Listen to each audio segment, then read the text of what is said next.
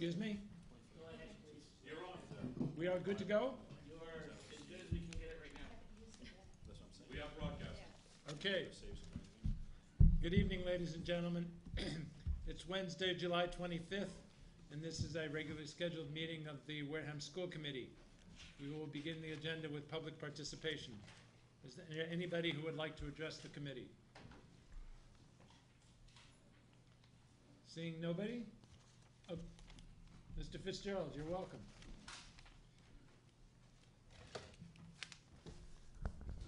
Thank you. I feel welcome. My name is Brian Fitzgerald. I'm a teacher in the Wareham school system and the president of the Wareham Education Association.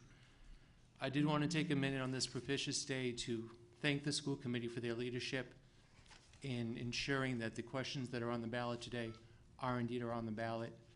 And I did want to, through you, thank the community of Wareham, everybody who today is going to the polls and voting to support education.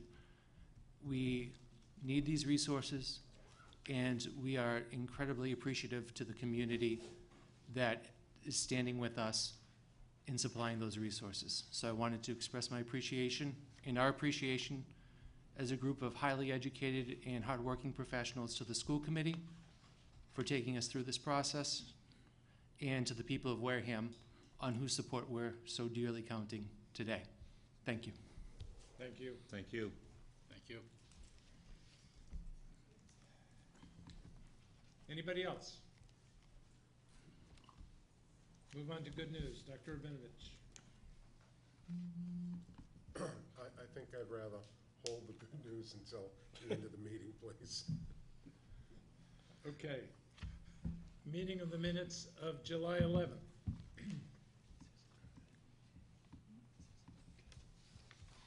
Mr. Chair, I make a motion to approve the minutes.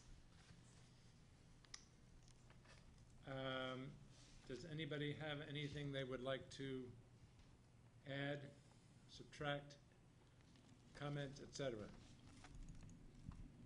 I just had one question. Under procedure to approve schedule of bills payable, it was attributed to me that this would. I would prefer should, if you don't mind, Michelle. Excuse me, could instead of would. This could be a rotating responsibility. And also, for 2 members to sign bills, I thought we were talking about rotating it for 1 member to sign bills. Does that make sense? Yeah, I'm just trying to think. It's the last line of the first paragraph for procedure to approve. Sorry. So could and 1, as long as nobody has any objections. And also, under any other business, I believe the number should be 780,000, not 760,000.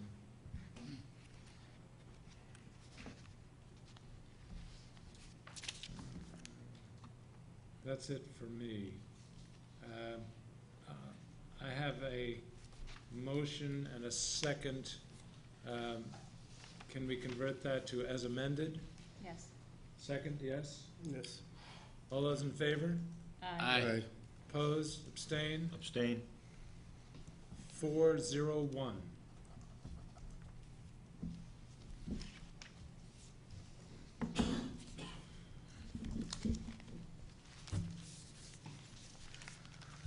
School committee reports. Are there any committees that would like to report to the school committee? We all set? Okay. Superintendent report. Okay, at one of our previous meetings, the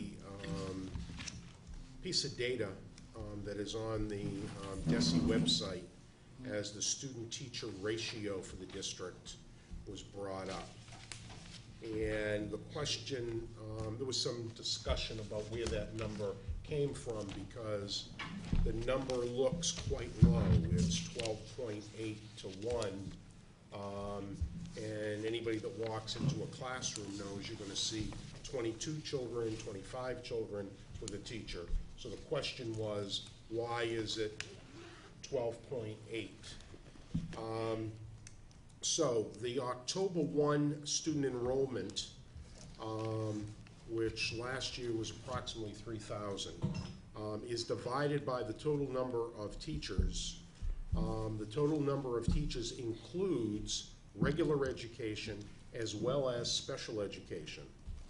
Our numbers seem better because of our special education teachers as well as instructional support staff such as ILs and interventionists that we have provided. In your packet, there is a sheet that shows a comparison between Wareham and some surrounding districts. You can see that Upper Cape has a 10.8-to-1 ratio. Falmouth has the same as Wareham at 12.8-to-1. Carver at 13.3 to 1. Fairhaven 13.5. Plymouth 13.6. Then across you can see we have the number of students listed, the number of classes, which is a calculation, one of the numbers they give, and you can see how few classes Carver has comparison to some of the other, as well as Upper Cape comparison to the districts that are larger like Wareham and Fairhaven and Plymouth. And then you look at total number of teachers within the grade level. On a secondary, something I put together myself on the second page,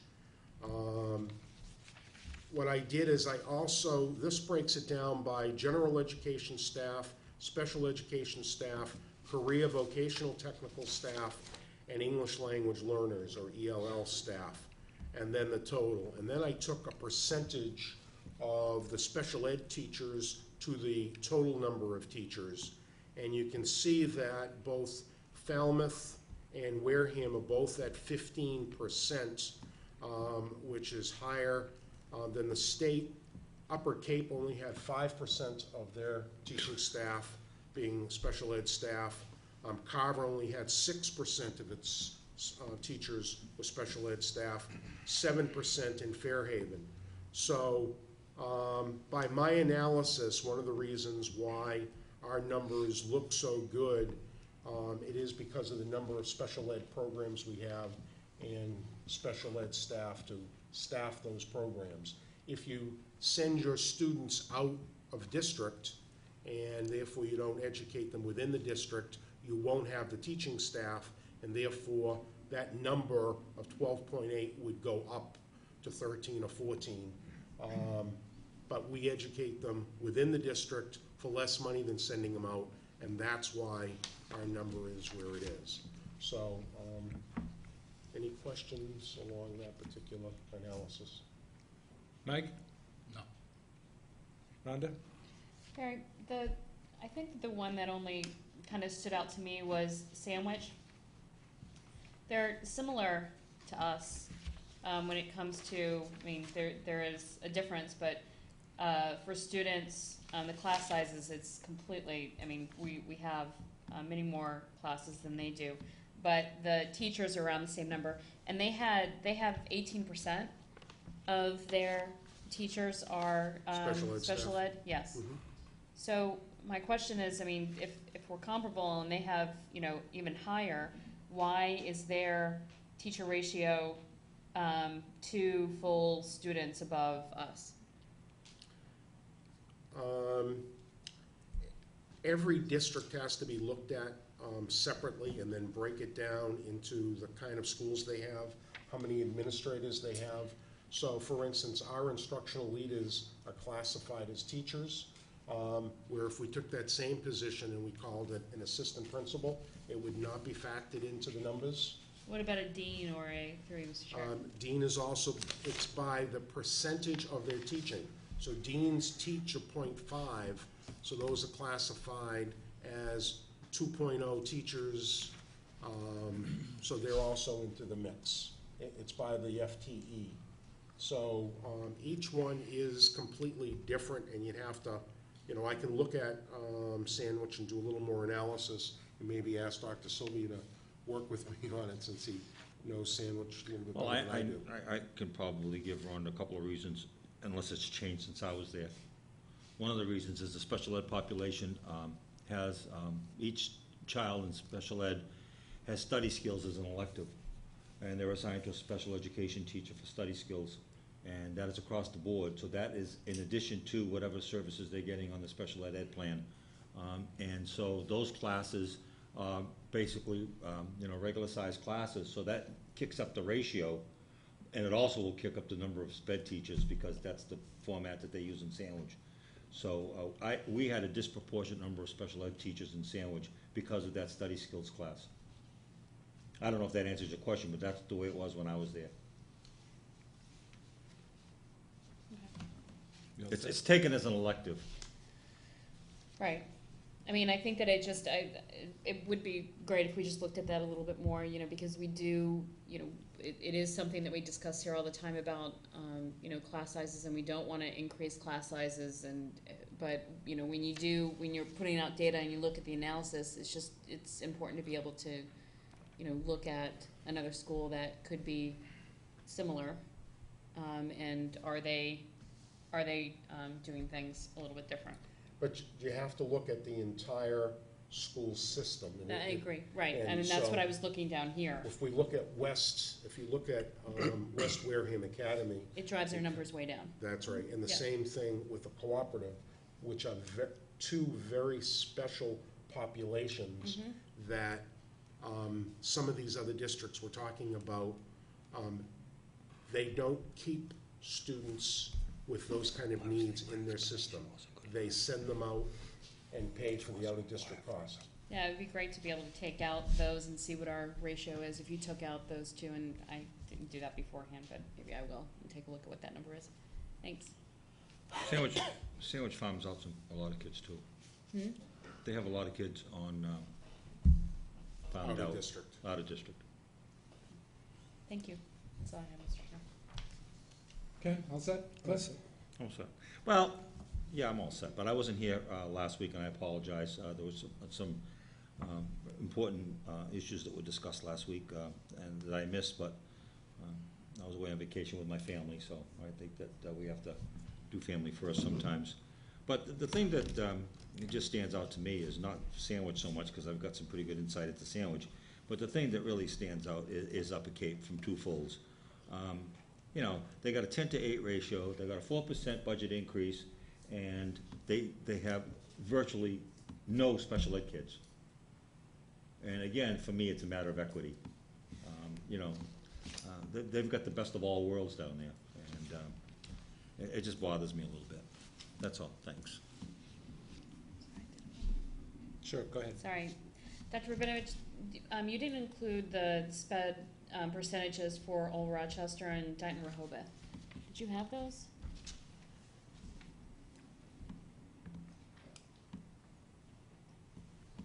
If not, I can get them later. I don't know why I don't have them. So I didn't provide it for which towns? For ORR, Old Rochester, even though they are only grade 7 through okay. 12, and then Dighton Rehoboth.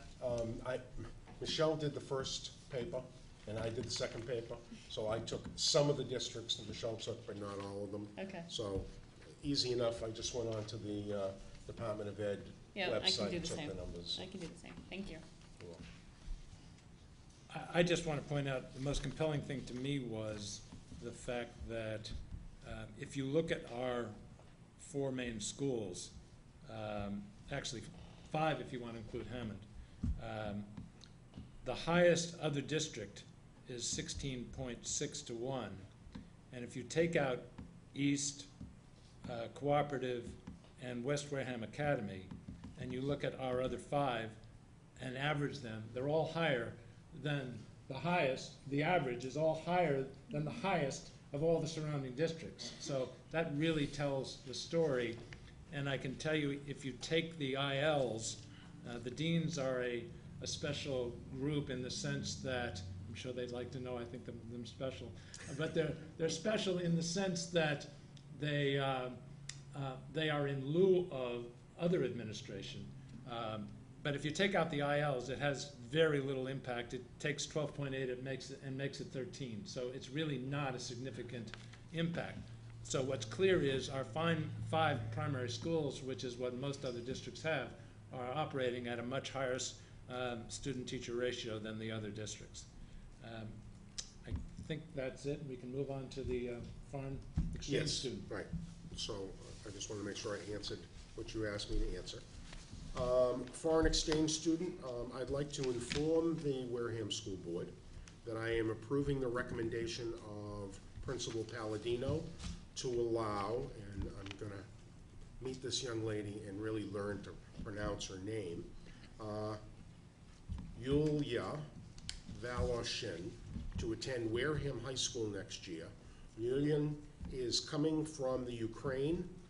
This young lady will be residing in Wareham and speaks English extremely well, and her GPA is an A-, and I'm sure members of the Global Education team will be looking forward to meeting her.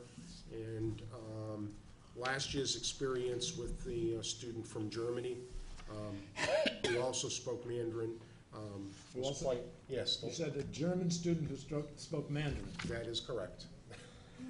Shame on us. She was adopted from China to Germany's, but was a very positive experience, and I'm sure that this will be as well. So we get as much or more from the student coming here by our students being exposed to somebody in another country than they get by coming to education. So I hope we can continue this, and it's a great thing, and thank you, Mr. Palladino. What's her name again? Y-U-L-Y-I-Y-A.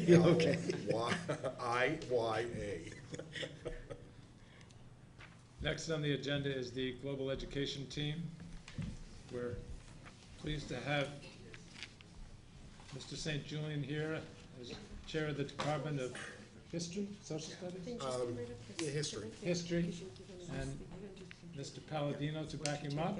And it sounds like he's got quite a team here. Brian is a member of the committee, and so is an Ellen, so is an Jan, and so on I. So Well, welcome all of you. Hello. It'd be useful, we believe, for the committee to understand that there's a history. There's been a history with global education here in Wareham, and it started back in 2003 when former Superintendent Wayne Legue wanted to adopt a sister city. He actually initially found a town called Wareham in England. He pursued it, but they weren't very responsive. So at that point, he had reached out to a community people and staff here in the schools. And at that time, the recommendation was, someone had suggested, well, what about Cape Verde? Because it has the largest, minority population here in Wareham, and in terms of the history and all. So that's how this really all came together. And it was under the really excellent direction of Darcy Fernandez, was a middle school teacher at the time. And she made the connection with Cape Verde, did a lot of great work. In March of 2004, Superintendent Legue, I believe John Amaral was the high school principal at the time he went, some other teachers, other staff members, and community members made the trip to Cape Verde. They went to Cape Verde, and he led this delegation. They met with government officials in Santa Cruz to plan out this partnership.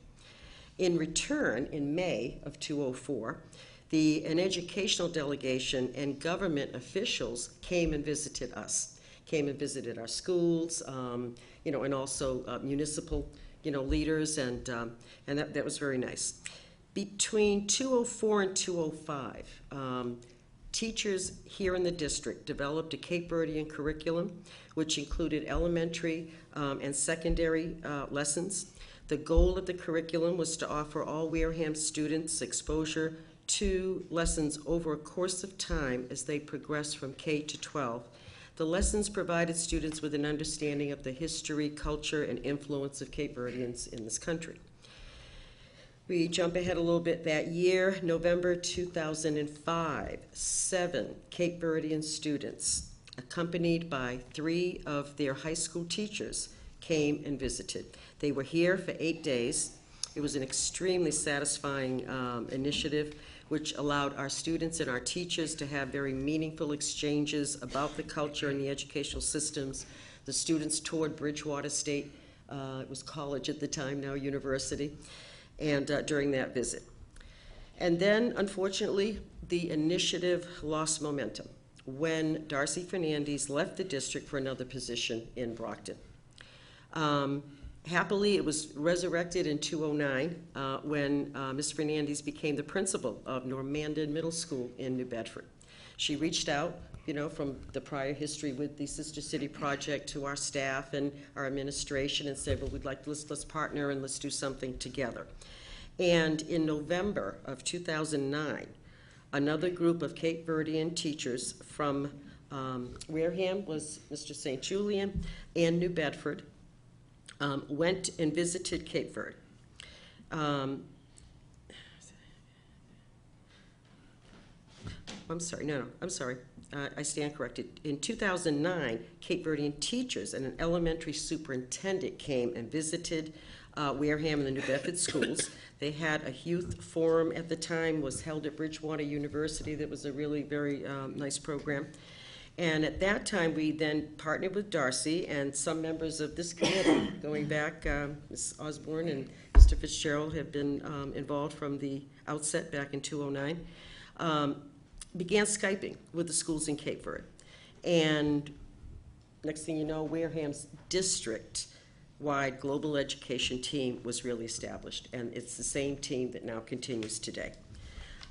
So in 2010, after working with Darcy for about a year, another delegation of Wareham, that's when Mr. St. Julian and some New Bedford teachers under Darcy's leadership visited the schools in Santa Cruz and some other islands. Yep. They get to go to some other islands.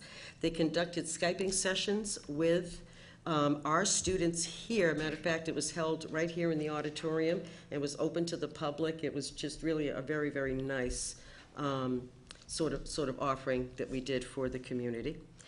And then in the beginning of the 2011 school year, our global education team developed its own vision and goals for expanding Wareham's participation in global studies. We've developed the 5 pillars of learning. Classes at the elementary and secondary level have been communicating and exchanging information through Skyping and projects this past year. This past August, students and community members contributed to a very successful school supply drive that you are all aware of. And then a global education celebration was held in the spring that demonstrated our students' learning and also provided opportunities to learn more about the food and art and culture of the islands. And that really brings us up to where we are today. Thank you. I'm here to talk about our goals for the trip and the trip itinerary. I'm going to show you some pictures. I will also talk about the application process, and Ms. Osborne is going to talk about the chaperones, and Mr. Fitzgerald is going to talk about the trip costs. So, on the if you can see in the back here, and I gave you a lot of paperwork, and a lot of paperwork just to tell you that we're on it. We know what we need to get to make sure this trip is going on. We gave you some parent permission forms, some health forms. Just a lot of things, but I'm not going to go over it, but I'm just letting you know that I've done trips before, and I do know what needs to go to it. I actually bring adults to Haiti, and so I've dealt with the insurance and the process. So this is what we're doing with the kids, with your permission. We have we're hoping that next year, on April 12th to the 19th, that we can have about approximately 12 to 15 students to go with approximately 5 chaperones. Right now, I think the kids' number is around 10. We're still in the process of choosing our final kids. The motivation is our global education mission statement, which is the global education team encourages Wareham Public Schools students to be globally minded in order to prepare them for the 21st century. I think we're impacted by the world. My experience with Haiti tells me that this is my personal opinion. I don't think a student is fully educated until they understand what 2/3 of the world deals with. You know, the way they live, and that could be going there or Skyping. But I think all students need to understand what majority of people live in, what kind of situation they live in. The trip goals: we want to teach students to become global citizens. We want to build strong relationship between two schools. Santa Cruz Secondary School, is our sister high school, district school. I visited their school. I know their principal and some of the school officials.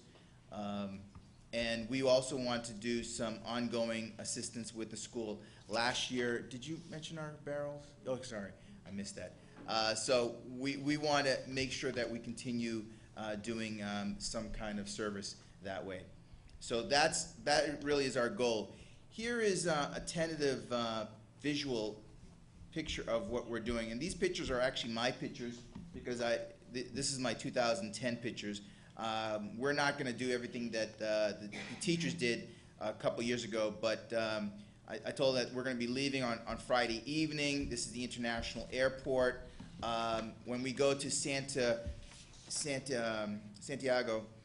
we have to go to the next island over, and so we'll be going on a regular jet, but then we'll be going on these small jets for like 30 minutes to the next island.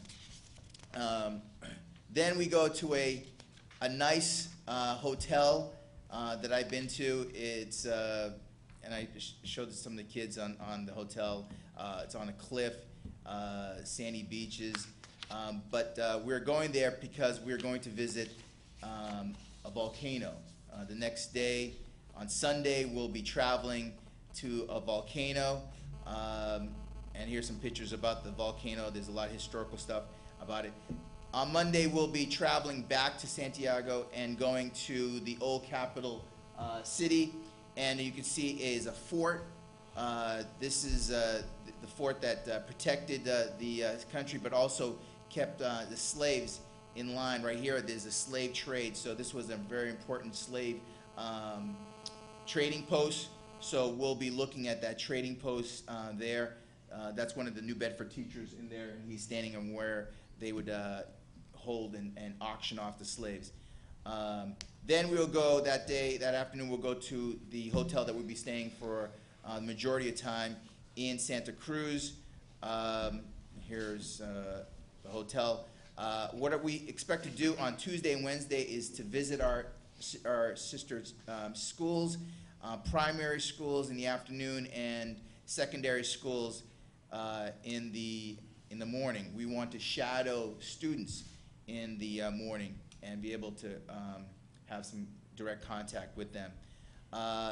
We're planning another Skype session. This is a picture of us 2010 when we Skyped with here. There was a whole group of us, and we Skyped, and we want to plan a Skype session here. We have the director of youth that's going to be doing a cultural night, and he's bringing people together for that Thursday, and then Friday we'll be returning back. So that in a nutshell is what we would like to do. The kids' experiences doesn't start here and end here. Actually, we are going to meet and prepare the kids before the trip. We're going to hopefully have some language discussion, culture discussion.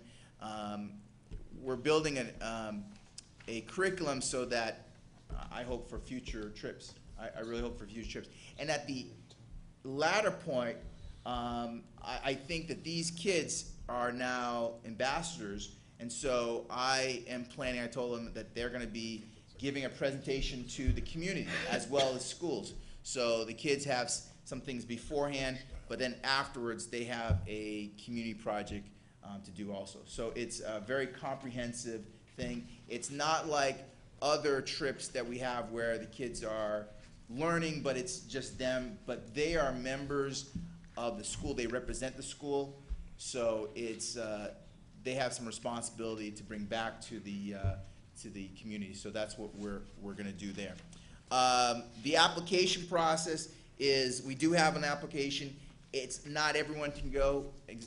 They are going to be our representatives. So we've chosen people that have been members of our group for some of them since middle school, 3 years. But some of so they've been there for multiple years, and they're showing dedication. And they have to show that they're not only they accept their responsibility, but they're good symbols of Wareham High School. So that's something that we go through. And so with the team, we decide who's going to be the students. Right now, there is a group, and they've submitted their application. I've talked to parents. I've got parents okay on this. But again, the final decision won't happen until the end of this summer of who's going to go and their first deposit. Okay. We've said a lot. Any questions before we go into chaperones? Yes. All set? Yes, Cliff. I don't know if this is, I don't know if this is the appropriate time to ask it, but on the information that you sent us. Yep. I went through it, and I was really interested in the vaccines and being up to date on the vaccinations, but yet I saw no place, either on the permission form or anywhere else, where that is certified. Was I wrong on that? Yeah, we do have that. Oh, you do? Yes, Okay. extensive too. All right, well, I know that there was a list of them, and it said that you had to go to your healthcare provider and make sure you, but I didn't see anywhere in the packet where that was actually verified. Was not been included here. So Okay. I know it's in there. Okay, All right. that's fine. We have so many paperwork that we can go. That's through. fine, I but just- that was the only thing that struck me, because there was a lot of verbiage dedicated to it, but I didn't see anywhere that we were assured that it actually took place. Yeah, the medical situation, we want to address that with the parents, and that was one of the major discussion beyond that. And we'll be talking about what they need to know and what they can or cannot do while they're there. So Thank you. Okay. Any others? Rhonda?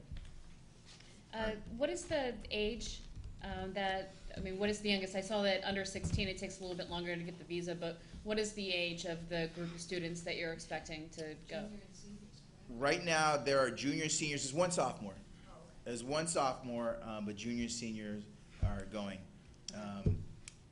Could there have been freshmen? Yeah, there could, but I just didn't think. I was hoping that that a freshman students would be able to go in the future trips. I would love to see if it.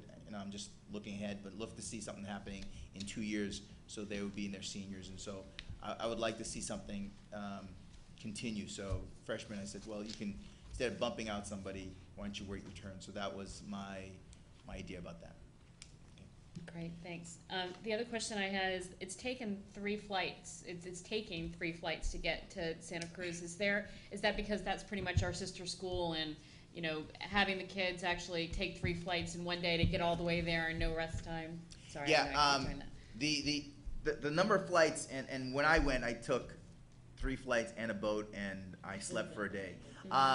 So what we're doing with the kids is actually a 6-hour trip flight for one island, and at nighttime, right in the morning, they jump from one plane to another, and a short flight, 30 minutes in another plane, and that's it. And then I have the day crashed. You see the pool, just relax.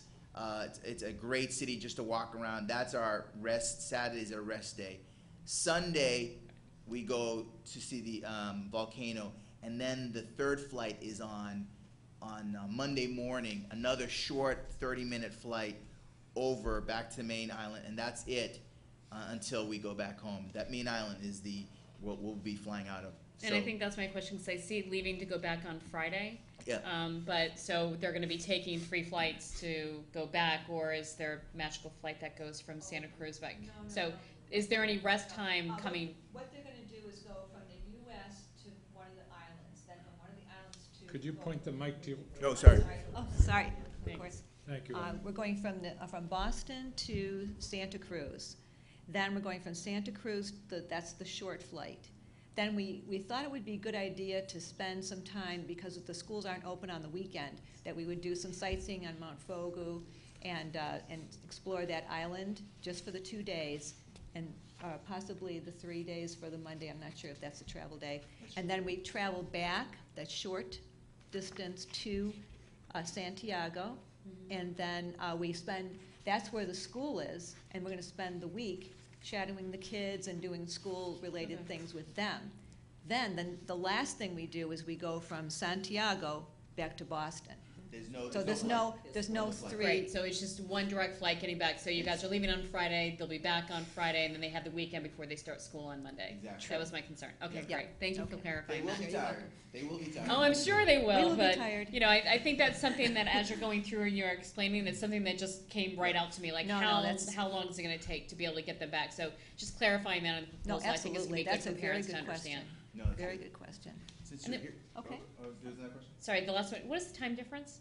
It is, Well, 3. 3 hours, but daylight savings makes, no, 4. 4 hours and then 3 hours. Because when we Skype, we have to be very mindful of the.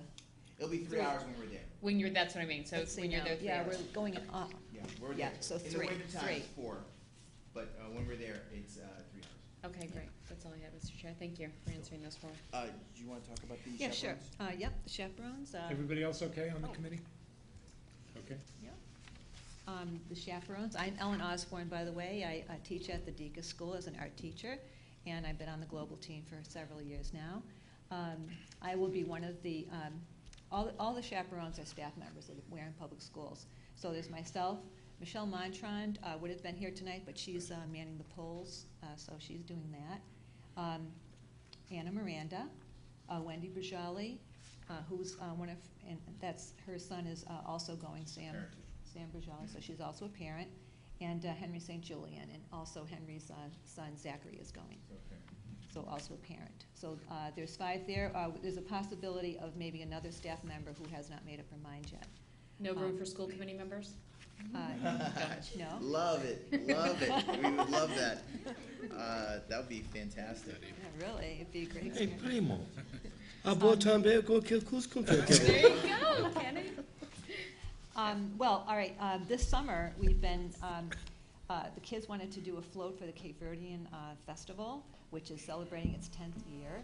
And so this has been a great opportunity for us as teachers, 'cause I don't teach the kids at the high school, although like 90% of them have gone to Deaconess, but at one time I did. But anyway, it's been a great opportunity for us as adults to work with the kids and to really get to know them, know how responsible they are. They've had to meet in their summer R&R time, on hot days. We've been working outside in the hot sun, dodging thunderstorms, and working with sticky glue and paint and chicken wire, so all kinds of structures for this float. The kids, I don't want to spoil the surprise, so I won't tell you about it, but I hope you all go to see the parade. It's just August 11th. And they've really worked very, very hard on it. But mostly, it's been an experience for us to work together. Because if we're going to a place so far away as Cape Verde, it's nice to get to know people and to know, oh, this is the person who says they're going to be there when they're going to be there, and this is the person who's creative, and this is the person who's doing this and that. I mean, it's just really been a very helpful experience besides, doing something great for the community. And I did talk to the kids. I said that, you know what, everyone's going to be watching you. Oh, yeah. And so therefore, how you react, you're always on. Right. So how you're dealing with other And this students whole is project huge. has been a collaboration. So if one person wants to make something a certain way, they have to collaborate. They have to say, we have to vote on, whether we wanted to use paint or paper mache or tissue paper and all these different materials. And then there were some heated things. I mean, some people, just wanted to use one thing. And this was a great experience for us because we have to get along, because that's what we do. We're learning how to think globally and think, and have understanding and open-mindedness to other people's ideas. So I think it's been a great experience. We're also going to be doing some fundraising throughout the year to offset the cost of the kids going. Do they have the price of the kids? Yeah, we're gonna have I'm Brian sorry. in there. Okay, right. But I do want to mention that we have chaperones there when we go to when we head out to the volcano, Ruth Montero is going to be she's an English department teacher at the Philippe School. She's been here. She's going to help us out when we're over there. When we go to Santiago, there are a multitude of people. Africano, he is the youth director in Santa Cruz. He's been here.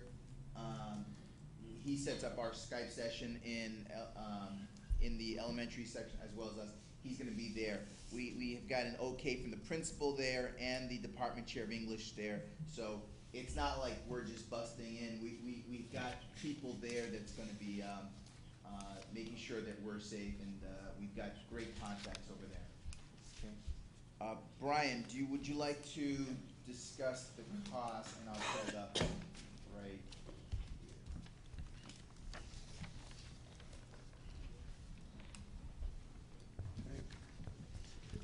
Thank you, Henry. Whoever said the best things in life are free didn't plan a student trip to Cape Verde. So unfortunately, we have to talk about dollars and cents. And this is basically the cost in terms of money and time for the students on this trip. And I do hasten to specify that this is the cost that will be affecting the chaperones. The chaperones, of course, will be paying their own way. We start with time. And the first part applies to students who do not have a valid American passport. This was mentioned, and I know, Rhonda, you mentioned this, the age of 16 came up because according to the Department of State, one should allow 10 weeks for an American passport, more time if you are under 16. If you're under 16, you need to apply in person. A first-time applicant would also need to apply in person. The Wareham Post Office takes applications, so do several town halls in this region. One needs a valid American passport before even approaching the application for a visa to visit Cape Verde. According to the Cape Verdean government website, visitors from the United States can only gain entry to the country with a valid visa, and they need to present an American passport in order to obtain one. We had a bit of vagueness. The Cape Verdean government informs the browser that the time between an application and receiving the visa takes, to quote, several days. I interpreted that with my usual suspicion of government to mean 3 weeks, just to be on the safe side. So if one adds it all up, we're talking 12 weeks between turning in the first application for an American passport until receiving the passport and the visa to visit Cape Verde. This would be a single entry visa, which basically means you can go once, but if you and your family wanted to return to Cape Verde next month, you need to get another one. Multiple entries are also available. The application for an American passport is in the ballpark of $120. The application for obtaining a Cape Verdean visa as a tourist, as a visitor, is in the ballpark also of $120. I'm giving myself some weasel language because these fees tend to go up and down. No, they tend to go up. Part of applying for a visa requires submitting a certificate stating that one has been vaccinated against yellow fever. This is a standardized international form, so I do not expect it's widely available. It may require finding a international medical clinic in the area, a travel clinic, in order to obtain it. And this, to my understanding, is not for our perspective. It's for the government of Cape Verde that wants to make sure no yellow fever enters the country, so they want to make sure that you don't have it before they let you in. You total up all the costs of the paperwork, and we're talking about $250. We're talking 3 to 4 months. That can go down if one of the visitors already has a valid American passport. Are there any questions before I move on to the other costs? Just one. Where, for the passport and the visa, where would students go? Do they have to, especially for the visa, do they have to go all the way into Boston, or are there local places?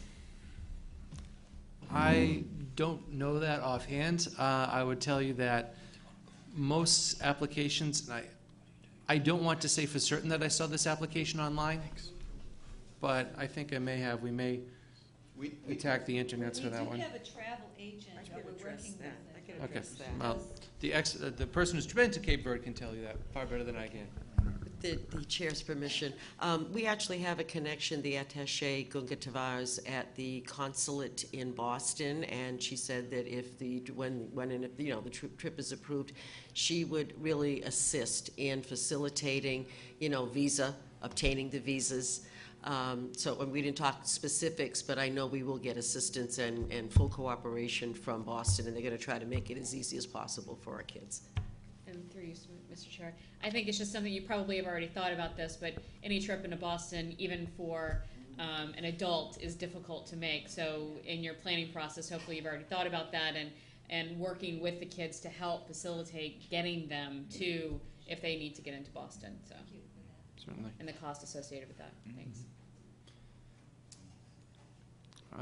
There being nothing else, I'll go to the estimated costs, and you'll see by far the lion's share of the cost of this trip is the airplane ticket, the round-trip airplane ticket, which is, we have down here as $900. This is a weekly direct flight from Logan Airport into Cape Verde.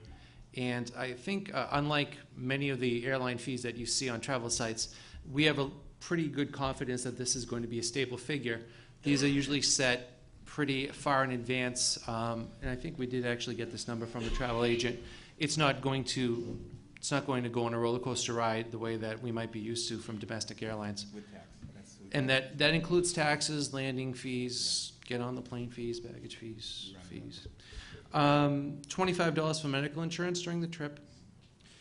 Miscellaneous and other transportation costs we have at $60. That includes transportation around the island. Transportation around the island, that will include the, oh my goodness. Yeah, we're gonna have we'll definitely have a driver and stuff like that, so it was around $60. The other costs, the food cost is being estimated around $200, 20 to 25 per day. If you're my size, it's going to be the higher range. Some of the other students may be on the lower range, but you're only there once and you're getting fresh Cape Verdean food, so why waste the opportunity? About $300 for lodging, including that wonderful hotel that you already saw pictures of. And then whatever the students bring in terms of pocket money for spending, souvenirs, other experiences they want to have while they're on the islands. This brings the total cost to the neighborhood of $1,500. And we have a proposed payment schedule, as you'll see. One of the positive sides to the arrangement with the travel agent who's helping us is that they do accept airline payments in installments. So in September, we would definitely want to get started on the government paperwork, vaccinations, passports, $100 payment, almost kind of a payment to hold one's place. In November, the second payment is going to probably going to be dedicated mainly, probably in full, to the airfare. And then finally in January, if the Cape Verdean visit visa hasn't been obtained, that and any other payments due before we can set our sights on buying a camera and heading to Cape Verde. Are there any questions, anything I can clarify? Okay. You haven't got to fundraising yet, but I'm glad to see, as the past president for 4 years of the Onset Cape Verdean Festival, that you're involved in that and going to be there that day. Have you reached out to anyone on the Onset Cape Verdean Festival about having a booth there and trying to get donations? Because the average attendance there is 20,000 people every year. Yes, we do have, we've talked to Mike Roderick, and he has given us a booth. We had a booth there last summer, and he's going to give us a small booth right to the right of the bandstand. Are you selling anything, or is it just donations? We're doing donations. We're also informing people. We're going to have a flyer about our first fundraiser, which is going to be pig roast, which one of the parents had said that they wanted to run, and we're going to all chip in and help them out with that. That's going to be probably late September. And then we're going to also put bulletin boards, just displays up of all the work that we have done at the Night of Celebration. to let people know what happened on that wonderful night, in case they didn't make it. And also, we have pictures of the construction of the float, the kids working together this summer, just sort of a continuous, thing of all the projects we've been working on. So to inform the public and to collect donations for the kids to offset the cost of the trip. Well, that's good. This is the first year the festival's experiencing parade, so it's nice that you have the float. And you can save some money on item number 4 by having Ms. Miranda make linguiça and jag on the trip. You can save a lot of money. Thank you. For the food, the hotel, each hotel has breakfast, so we know we have that. We are planning a dinner in September as well. The dinner is going to be combined with the pig roast. We haven't discussed, finalized all of this stuff yet. It's all in the process. Oh, okay. But, we do have parents who are very interested in doing fundraising. Yep. Kids who are interested because they see the figures and they want to bring the cost down. So we're just gonna get through the festival first, and because that's our important thing right now. We don't want to have a half-finished display to bring down the road. So we want to get that done, and then we'll start with other projects. Is there anything else you'd like the committee to know? There's a question. I have one more question. I'll ask a question Mr. Sweat always asks. Looks like you have it capped off at 10 children. So when they are selected, what happens if one of them or 2 of them come up a little short on the finances? Will they still be able to go? Good question, huh? As the silence can tell you, yes. That is an excellent question. We're gonna. It is the student's responsibility to go and to raise up the money. We're gonna try our best to, as one parent said, we would like to raise as much money with our fundraising as possible so that none of the kids have to pay. So we're hoping for the community to come together. Just from the last celebration we had, the community is just incredible with the kids. So we're hoping that's the case, and we'll go from there. But yeah, it is ultimately the student's responsibility to raise that We're money. giving them plenty of opportunities to do fundraising. It takes a lot to do things in the summer when it's hot and you'd rather sit down and do your own thing. So we're giving them opportunities, and they can rise to the occasion if they choose to. Thank you, Mr. Chair. Mike? Is this the sort of thing that any kid is eligible to go to, or is there a GPA average requirement, anything like that? We felt that because they represent the school, it's not open for everyone. It's definitely someone that is interested in the global education. They're going to be responsible for some things afterwards, so that's the case. But there's no GPA. There's nothing that there's no academic standard. It's mostly their interest base and Their commitment to their this commitment. project. Yeah, commitment Yeah. to the project. Definitely. Okay, thank you. And also, Mr. Flaherty, I'd like to say that there are global ambassadors. I'm sorry. There are global ambassadors throughout all the schools. Minot has 10, had 10 this year. Deacon's had 10. The middle school had 10, and the high school might have had 13 or 14 or something. And those global ambassadors, they all had T-shirts. They worked up until the night of celebration. They had to greet people and show them where things were that night. I can't remember all the different things they did, but we were trying to get all the grades interested, and the kids learned a lot about the culture of Cape Verde this year.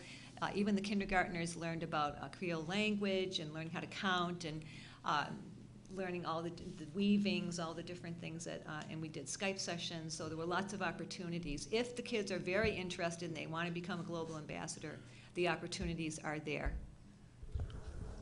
I'm very thankful for my principal who's behind me that reminded me that anyone that's in the club, there is an academic requirement. So I think, is it C75? They have to pass 6 classes. So what I do as each term, you just look at the there's a list that comes out and tell me whether a kid can be in any club. So this is considered a club status. So that's the only thing we have. All right, thank you. As Ken indicated, my sensitivity here is always the same, which is, I think these trips are fabulous, but I do not want something involved in public education to be only available to people of means. So if someone is chosen based upon their outstanding merit and their ability to be a great ambassador, we don't want to then turn around a few months into this process and deny them that experience. So make sure that doesn't happen, and if it's going to happen, let me know. Thank you very much. I've never said to the kids, you can't go for money. We've always had the encouragement, we're going to fundraise, and we're going to work Okay. we're going to work real hard to make sure that everyone has it. Sorry. Anything else you'd like the committee to know? Thank you very much for allowing us to No, speak. thank you for being here and putting forth the effort to make this happen. I'll take a motion to approve this trip. So move. Do I have a second? Second. All those in favor? Any further discussion? All those in favor? Aye. Opposed? Abstained? Have a great, safe trip. Thank you very much. Thank you. It's during tennis season. Yeah. I'll be Rhonda's chaperone. Ain't that the truth?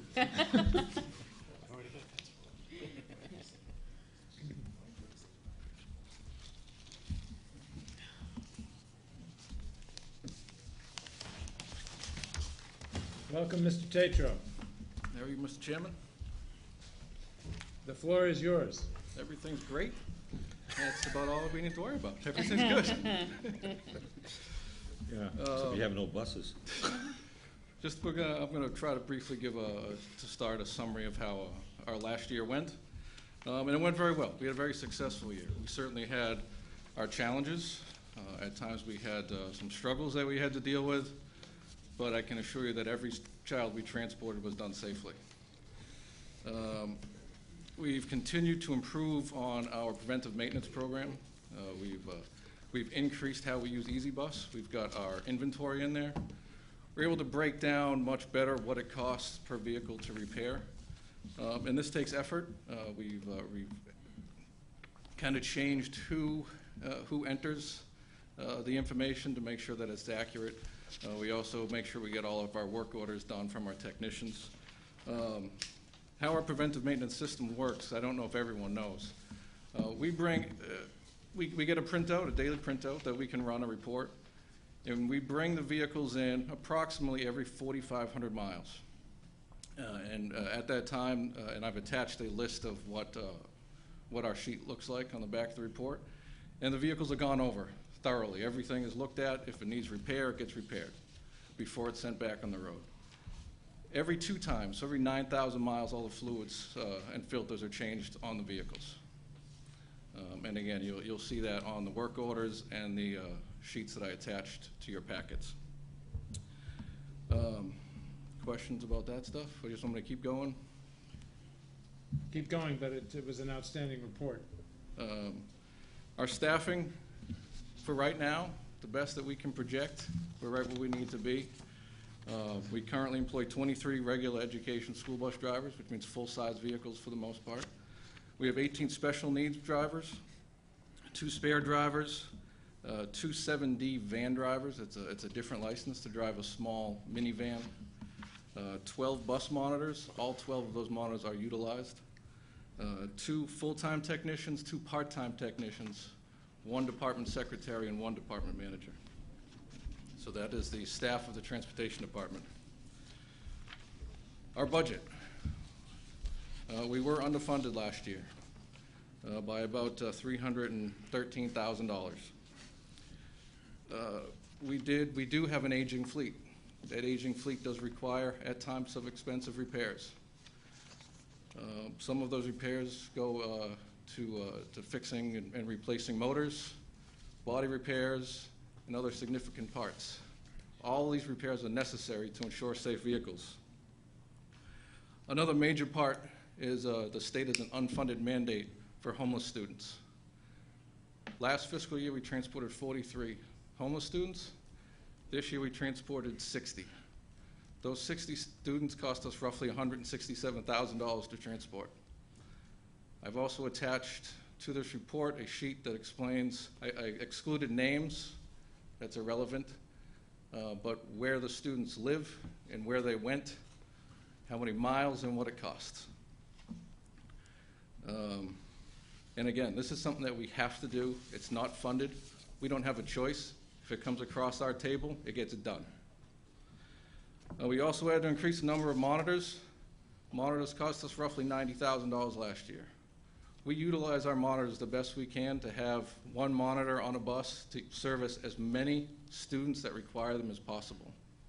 There are some students, however, that travel out of district where it's a one-on-one.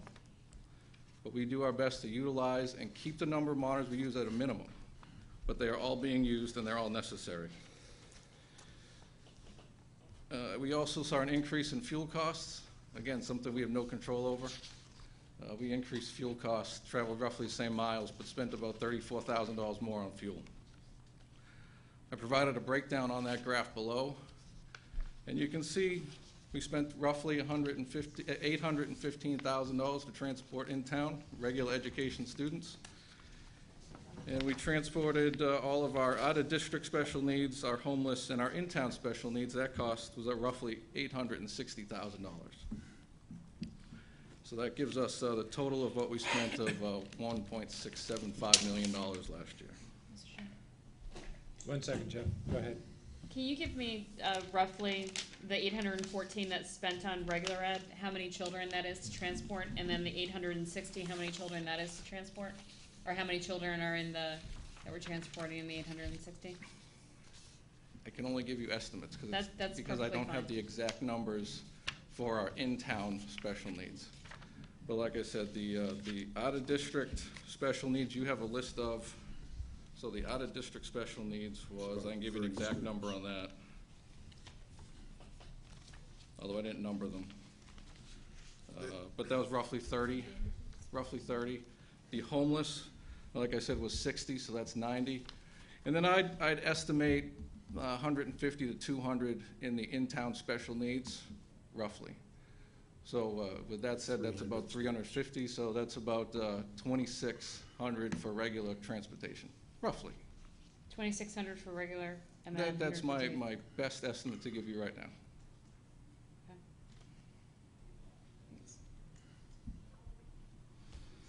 Go ahead, Jeff. The next chart is simply a comparison of fiscal year budgets. We were budgeted last year $12,000 less than we were the year before. We're also budgeted this year less again. Compared to what we actually spent, we spent $50,000 more than we did the previous year. But again, we serviced more out-of-district students and an increased fuel cost. That's the budget section. Our equipment, it continues to prevent challenges. The stuff that is unforeseen that's going to come up. You know, we have several vehicles with well over 150,000 miles on that we have to continue to run, to operate. We make certain that every single vehicle that gets on this road is safe and reliable for any passenger that's on it. It's important that we do come up with a replacement strategy to replace these vehicles.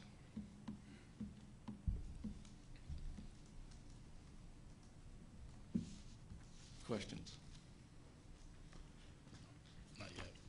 Not yet. Okay. Rhonda? I don't know if this is a question for you or Dr. Rabinovich. What is currently being done from the superintendent level or Chairman Sweat of the school committee level about the homeless unfunded mandate? Is there anything going on at the state level to address that? Yes. I think the auditors, both the Mass Association of School Committees and the Mass Association of School Superintendents, both lobbied and talked about this McKinney-Vento as an unfunded mandate. It was brought to the auditor's attention. She did a study. We were asked for data. We provided the data. And because of the data provided by all the local school districts, the auditor put forward a recommendation in the budget that towns that had over a certain percentage of their budget go for homeless transportation be compensated for it. And because of that, in the last budget that was passed by the state, there is a number, do you know exactly the number? It's about 11.5 million. But It does. Wareham's. 11.5 million total. I have not had it verified, but I have seen numbers of approximately 125,000 that would be coming to Wareham. That's plus or minus, but that's the ballpark. And we have every intention of going forward at October town meeting and asking for that $125,000 to be added to the non-net school spending transportation budget, because that's where the expenses are, and that is what generated that revenue. So that, in other words, to add $125,000 to our transportation budget to help pay. Now, it doesn't pay for it all. I mean, I think you saw Jeff's numbers was $160,000, but at least it will pay for a portion of this unfunded federal mandate. Maybe it's a good time to reiterate something that I believe I said at town meeting. If we get a more modern fleet and we are able to offset the significant costs in our operating budget that are not funded with a revolving fund, and we get McKinney-Vento, half the meals tax, which is what town meeting said should be going to the schools, and find other savings or fees, we have a chance to run the transportation department in a break-even basis. If we continue, if we don't get this McKinney-Vento money, which technically is going to the general fund, if we don't get half of the meals tax, and we don't do other things, we are going to be presenting a deficit of the town that we cannot fund. Mike? Your scenario, that doesn't include replacing buses, does it? Yes, it does. That's my point. McKinney-Vento, half the meals tax, and perhaps some fees would be used, in fact, to replace buses. Okay. And that would allow us to modernize the fleet, reduce the cost of maintenance, and reduce the deficit. The deficit is absolutely tied to the high cost of maintaining an old fleet. Okay. Would you agree with that, Jeff? Yeah, it's certainly a significant portion, yes. And I had a question for Dr. Rabinovich, just maybe for yourself as well. You said, we'll go to town meeting and try to get this money into the non-net. That's not automatic, that we have to fight for that, even though it is a result of this? Yes, we have to fight for it. It should be automatic, but when different things have occurred, and I'll just give one example. 2 years ago, federal government put forward a grant which was called EduJobs, and it was worth $816,000. Every other district in this vicinity that I'm aware of, whatever money came in EduJobs went right to the school department. In this town, only half of it came to the school department, and the other half went to town government. So yes, we're going to have to go, and yes, we're going to have to fight to get the money that was generated through the transportation department. Was there, a quote-unquote fight at town meeting at that time for all that money? No, it was agreed to. All right. Okay.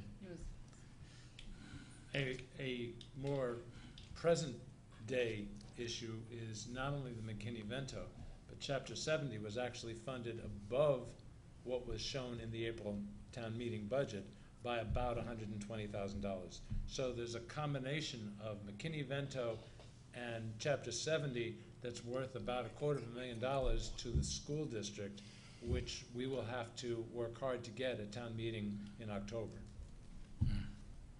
Yeah, thank you. If I can just point out one thing, I want to make sure people don't gloss over it. When we look at the chart that Jeff put together at the end of his report, and the comparison, and if we look at FY12, we had $1,361,652 that was budgeted by the town for transportation. The actual cost of doing business was $1,675,632.56, or a $313,980.56 deficit. Now, how did we make up that deficit so that we don't have to go to the town and give them a bill to pay for $300,000? Well, the revolving account that takes in when Jeff picks up special needs students from other districts and charges off homeless children, which half of it's paid for by other districts, generated approximately $250,000 that was put towards that $313,000. There was then an additional $70,000 that we needed to find to make this balance. We cannot continue to do that, and that's why I've asked Jeff to put together a scenario to talk about after this report about what do we do in the future. And part of it is what Jeff has already talked about getting the McKinney-Vento money and other funds necessary. Just to finish that thought, the $70,000 came from the school choice revolving account. I'm not actually comfortable with that. I'm surprised it's even legal.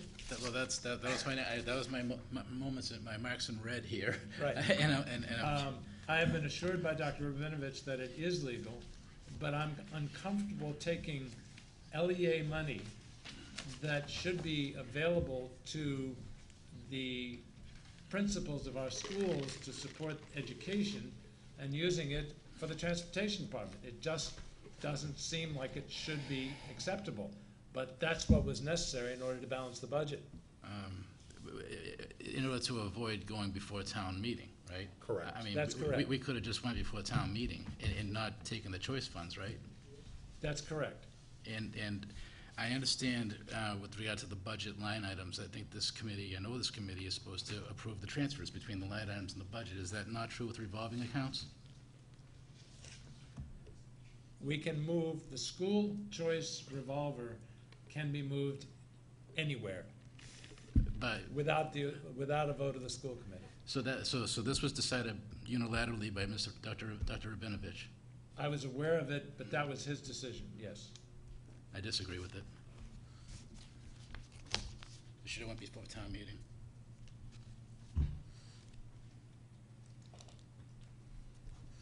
That's it. I respect your opinion. Yeah. I'm not particularly comfortable, not because I think Dr. Rabinovich's action was inappropriate, but I think that $70,000 should have been spent on children. Yeah. Hello. Directly on education, not on the transportation. So I totally respect your opinion. And I would further say, it is why we have before you a proposal for discussion purposes about what the next steps are, so that I have a clear message from this board for next year, so we're not in this predicament. I would like this committee to formally look into seeing if that was legal from those funds, from the choice funds. Fine, Thanks. okay. Anything else you'd like to share with us on your report? Any other questions from the committee? Mr. Chair, you're talking about questions to what you've covered. Are you done? No. Just this on the is part- first part. That was Done with part the, one. Oh, with the okay. year review. Part two is, where do we go from here? Part two, you haven't addressed the maintenance part yet, right? Or is that, That was part one. Okay, You're welcome to ask anything you like, Ken. Go ahead. I just gotta bring up this slide here. On the maintenance costs, the odometer readings, are those the odometer readings for the maintenance period? Because I know we don't have all these vehicles with less than 10,000 miles on them. So Yes. that's kinda hard to follow. Yeah, that's not the odometer reading for Which- the, It says vehicle odometer, yep. those so are- that that's- was hard to follow. That's in between services. So those numbers are between July 1st and June 30th, 2012? Is that what this report states, so I understand it? Yes, that's the amount of miles that vehicle traveled in that fiscal year from Thank those you. dates. Thank Yes. you. Yes. It'd be nice to have vehicles with 4,000 miles, but, thank you, Mr. Chair. Just to back up, that $300 and something thousand figure, was that $200 and something thousand a couple months ago? Is that what I think I heard the finance director tell us? It might have been. I mean, I'd like to hear from her.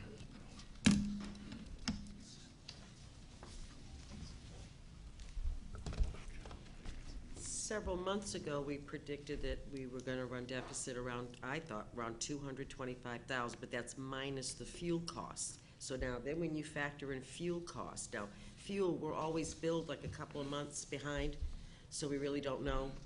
You know, we fuel up at municipal maintenance, and then we also have driver's ed, we also have ground, so they separate out those three sources of fuel, and then we get the bill from the town, and we just do the transfer.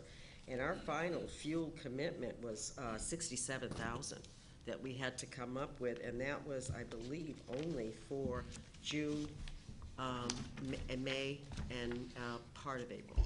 And that couldn't have been anticipated at that time?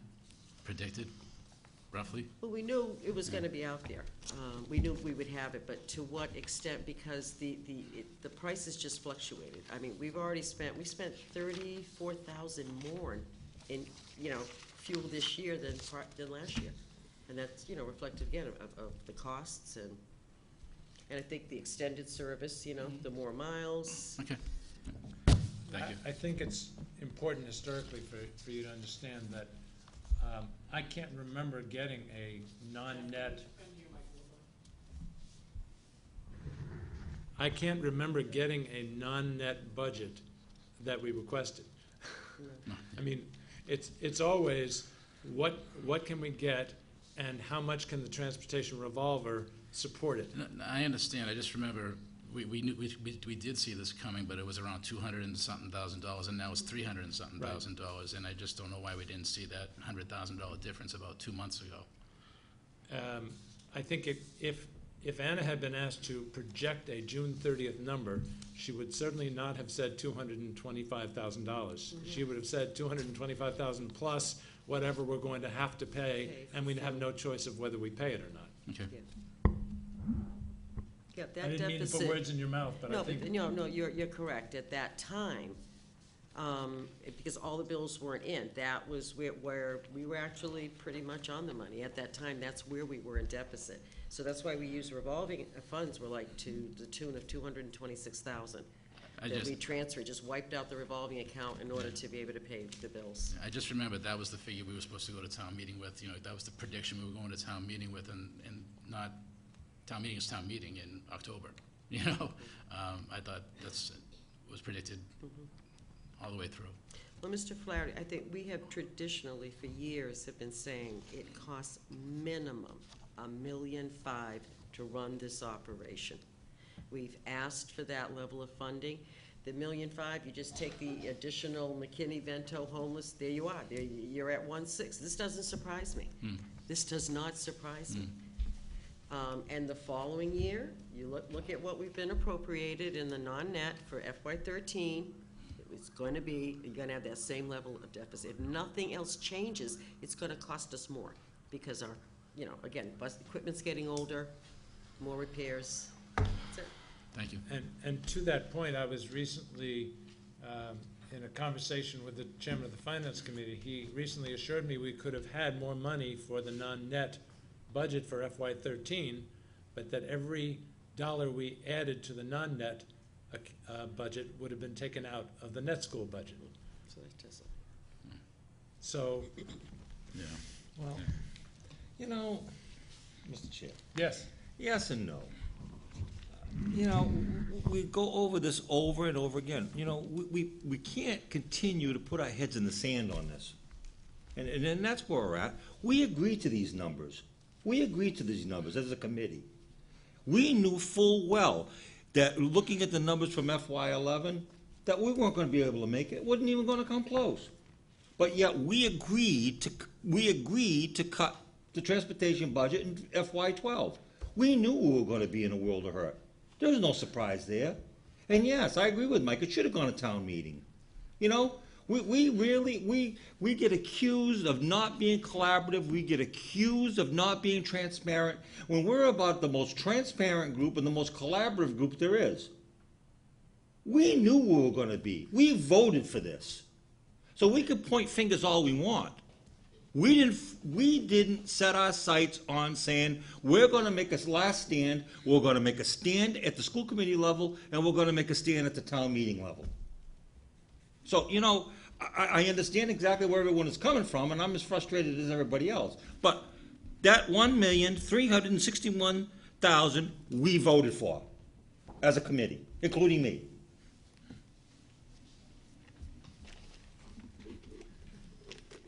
can we move to part two? Is that acceptable to the committee? Go ahead, Jeff. So since we all agree that we cannot continue to run the department at a deficit of $300,000, what can we do to change that? Well, we obviously all have to make hard choices when it comes to the children and employees, but I am going to recommend, or I've proposed anyway, that we eliminate all transportation for grades 9 through 12 with a few waiver exceptions. And this is only for regular education. We cannot cut McKinney-Vento regardless of what grade they're in, and we cannot cut special needs regardless of what grade they're in. So this is only going to affect how we can save money through our regular education, transportation. So we need to, I propose we eliminate transportation for 9 through 12 with waiver exceptions. We would also cut the number of units on the road from 23 to 13. So we'd be taking essentially 10 buses off the road. We would utilize 13 drivers on a 3-tier system. So 13 buses with 13 drivers would go out, drop off the high school. Those same 13 buses would then continue. You meant the middle school, I assume? The middle school, I apologize, the middle Yes. school. Middle school, high school campus, the middle school. Those same 13 drivers and vehicles would then immediately go into picking up students that would go to Deacon's potentially. You guys would have to decide a schedule and routing, you know, as far as who went when. And then once those students were dropped off at Deacon's, approximately 50 minutes later, those same 13 buses and the same 13 drivers would continue to mine it in Hammond. The only way we would transport high school students potentially is through a waiver system, which they would have to apply for and would have to be approved. And even then, those students would be dropped off at the middle school, not at the high school. They would have to walk from the middle school to the high school. That doesn't offset everything. It offsets a large portion of it. We'd also be saving, without the midday kindergarten runs, approximately $20,000. The elimination of the high school would be about $100,000. So on top of that, we'd probably have to charge some type of bus fee. Say we charge $75. I figure we could get up to saving about $167,000. With the removal of those 10 buses, I believe we could save the rest in maintenance and in fuel.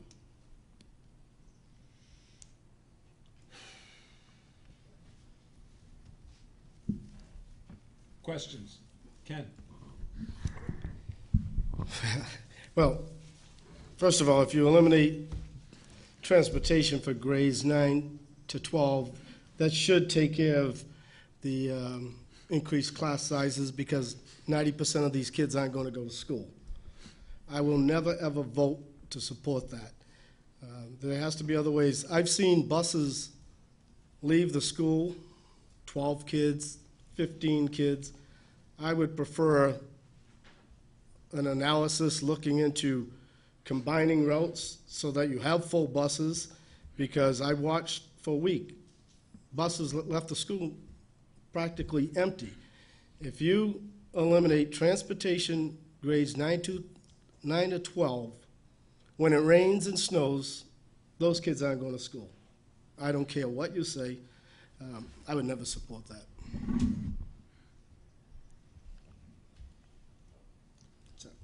Thank you. Any other questions or comments? I ditto what Kenny has to say. I think it's absolutely ludicrous. We have to, I am not gonna lose sight of the fact that, we're gonna, inconvenience parents and we're gonna put kids at risk. We don't even have, I don't care if they're high school kids or not. We don't have sidewalks. It's just, I'm of the mindset right now that, if we go into the deficit, then we go to October town meeting and we put a supplemental request in the town meeting to pay for the deficit. But I would never vote for this, ever.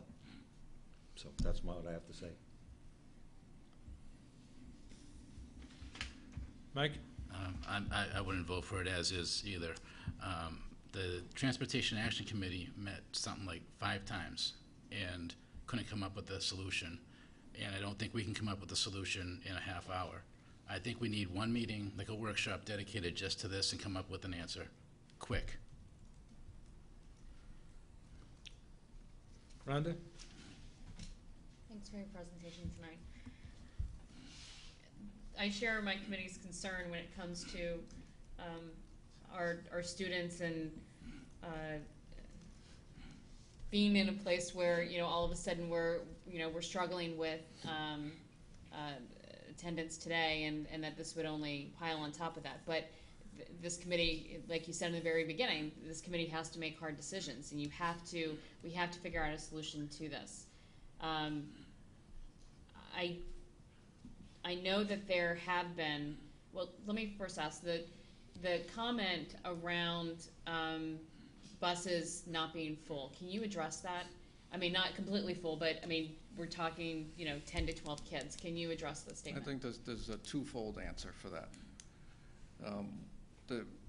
What drives our numbers on the vehicles are the elementary runs. When you saw those vehicles with fewer kids, most likely they were coming out of the high school or the middle school, because we don't have any empty buses for the elementary runs. So if we're running 23 buses and they're already on the road, some of them do go to the high school, middle school. With that said, when we route a bus for every single student that attends the school. Senior, junior, with license, without, because I don't know who's got license, I don't know who has parking permits, I have no idea.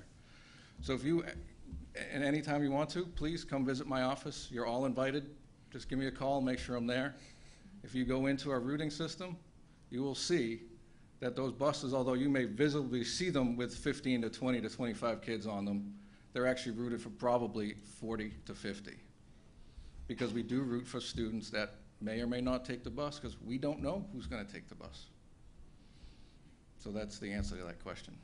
Is there also a difference between the number going to the school and the number leaving the school? In some cases.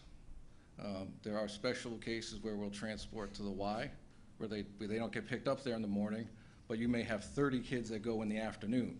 So in the morning, that bus may have 10 kids on it, but in the afternoon, it has 40. There are a few exceptions like that.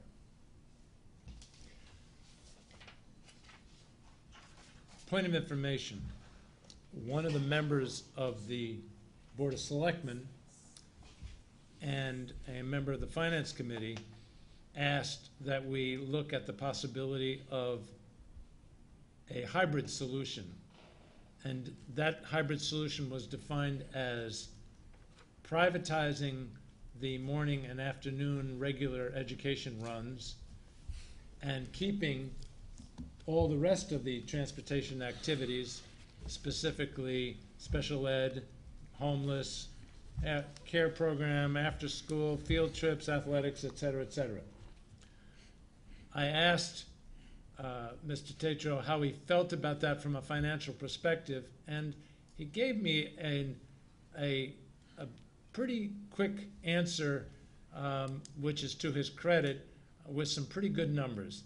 If you look at the second page of his report, you'll see that it is broken down, and I even questioned him a little bit about this so I could get a comfort with that number, that regular ed costs us $783,794.43. Let's call that $800,000, okay? The regular ed cost us $814. Which number are you reading? What am I looking at? Is that an old one? Is that an old one? Is right. Why do I printed out the one that was sent to me. In any event, 800 and fine. 814, 720. Well, That's the exact number. I'm looking at one that says 783, but whatever. Let's call it 815 then. Mr. Tetro, of course, came from the industry, knows some colleagues, and he knows that Bourne, for example, is paying $300 per day per bus. And if we use that number for our regular education, as I recall, it came out to a little over 1.3 million if we just asked the private company to do what we're now doing for $815,000. So that doesn't sound like a solution, and I therefore didn't ask Mr. Tato to spend any more time on that. But that's just to give you a sense of how there are no easy solutions, and privatization, much as some people would love to think it's an answer, it isn't even close to an answer. Now, with respect to a workshop, Jeff, can I address that just real Please. quick? One more thing. sure. We did talk about $300 per day. Now, that included fuel, okay? So I just went ahead and I took $100 a day off. All right, so let's assume, and I can only compare to the 23 buses we had last year, okay? $200 per bus per day came out to, I don't remember the exact number, say 827,000. That's excluding fuel. So you can see the amount that we spent on fuel this year, which is 300,000. So even if we got $200 per day plus the fuel, it's still $1.1 million. And there's no way you'll get $200 a day excluding fuel. Yes. So, I'm not opposed to a workshop where this is the only topic, but I think we have to go into it with what at least this school committee member believes is a reality check, which is we have been told in multiple ways there is no more money to spend on transportation, and any money we do spend on it that's more than they want to give us will come out of the education of our children. So as much as I am emotionally totally in concert with the sentiments of this committee with respect to never wanting to vote for anything like service cuts, we do have a fiduciary responsibility to provide transportation as a minimum to K through 6. Anything beyond that, K through 5. excuse, K through 5 or 6? No, K through 6. Thank you, K through 6, yes. Anything beyond that is considered at the discretion of the school committee and the town's willingness to support it. So we can reject all we like, something that we find unacceptable, but in the end, we have a finite number of dollars to spend, and it's not clear to me, as much as and I will use this word, abhor the notion of service cuts and fees for transporting children. It's not clear to me that, frankly, we have an alternative at this point. It's gut check, reality time, whatever you want to call it. We are simply not getting more money. So I'm more than willing to schedule a workshop, but we have to go into it with our eyes wide open about what we must accomplish out of that workshop, which is a plan so that we don't end up with a $300,000 deficit. And let's be clear, if there are no new buses coming, and we know that's true, then the $300,000 deficit maybe is a floor, because as the fleet gets older, the cost of repairing it grows. So I'm open to suggestion if people want to propose something for a workshop to come to an agreement on this, but it's gut check reality time, folks. Cliff? You know, I really respect you, and I respect you in so many different ways, particularly with your gift for numbers, because I can never make them work. But for me, the reality is the responsibility, the fiduciary responsibility belongs to everyone. The town has a fiduciary responsibility, yes, to transport our kids. But we have also a moral responsibility to make sure they're safe, to make sure they're not walking in the streets, to make sure that we don't have cars speeding down Main Street because they're late to school, or any number of other reasons. So I think we have two responsibilities, a fiduciary responsibility, but also a social responsibility. And yes, it is gut check time. You know, to be quite honest with you, and this is just my perspective, I'm certainly not speaking for the committee, I am sick and tired of being conciliatory. I'm sick and tired of being conciliatory. I'm sick and tired of we getting the short end of the stick and being dictated to by any number of different fronts as to what we're going to spend on transportation. I'm sick of the subject. I'm sick of the committees. I'm sick to death of this thing being tossed around like a football. You know what? This is where this for me is where the rubber meets the road. Let's fight for what we want. Let's not put our heads in the sand, and let's fight for what we want. If that means going to town meeting in October, if submitting a supplemental budget, then that's exactly what we do. I'm just tired to death of being conciliatory. If they're gonna blackmail us, if they give us more on non-net, they're gonna give us less on net. Who's they? The other thing that I would like, I would like a position statement from the Board of Selectmen. I would like to have the Board of Selectmen have some gumption and intestinal fortitude to give us a position statement on transportation. I'm sorry, but I think the rubber meets the road. And let's start fighting for what we want and for what we think is right. I'm sorry, Jeff. Ken? Do you need this? No. No apology is necessary. I agree. I think when Dr. Sylvia was chair, he had the Transportation Committee, then we had ad hoc committees that involved the superintendent, members of the Board of Selectmen, Congress, Senate, I don't know. These committees just kept forming year after year, and we know what the bottom line is. I don't know, there must be some pot of gold at the end that for the folks that insist on privatizing, because it's been proven over and over and over that we can run the transportation cheaper. But no matter how many times that comes up, nobody seems to believe it. It can be in black and white. My concern, as I said, eliminating transportation grades 9 to 12 is these students that have license, all of a sudden are going to have 4 or 5 passengers in their car. And God forbid, if there's an accident with a driver with 4 or 5 kids in the car because they didn't have transportation, and they tell the parent, I'm picking up Susie, Jimmy, Tommy, and whatever.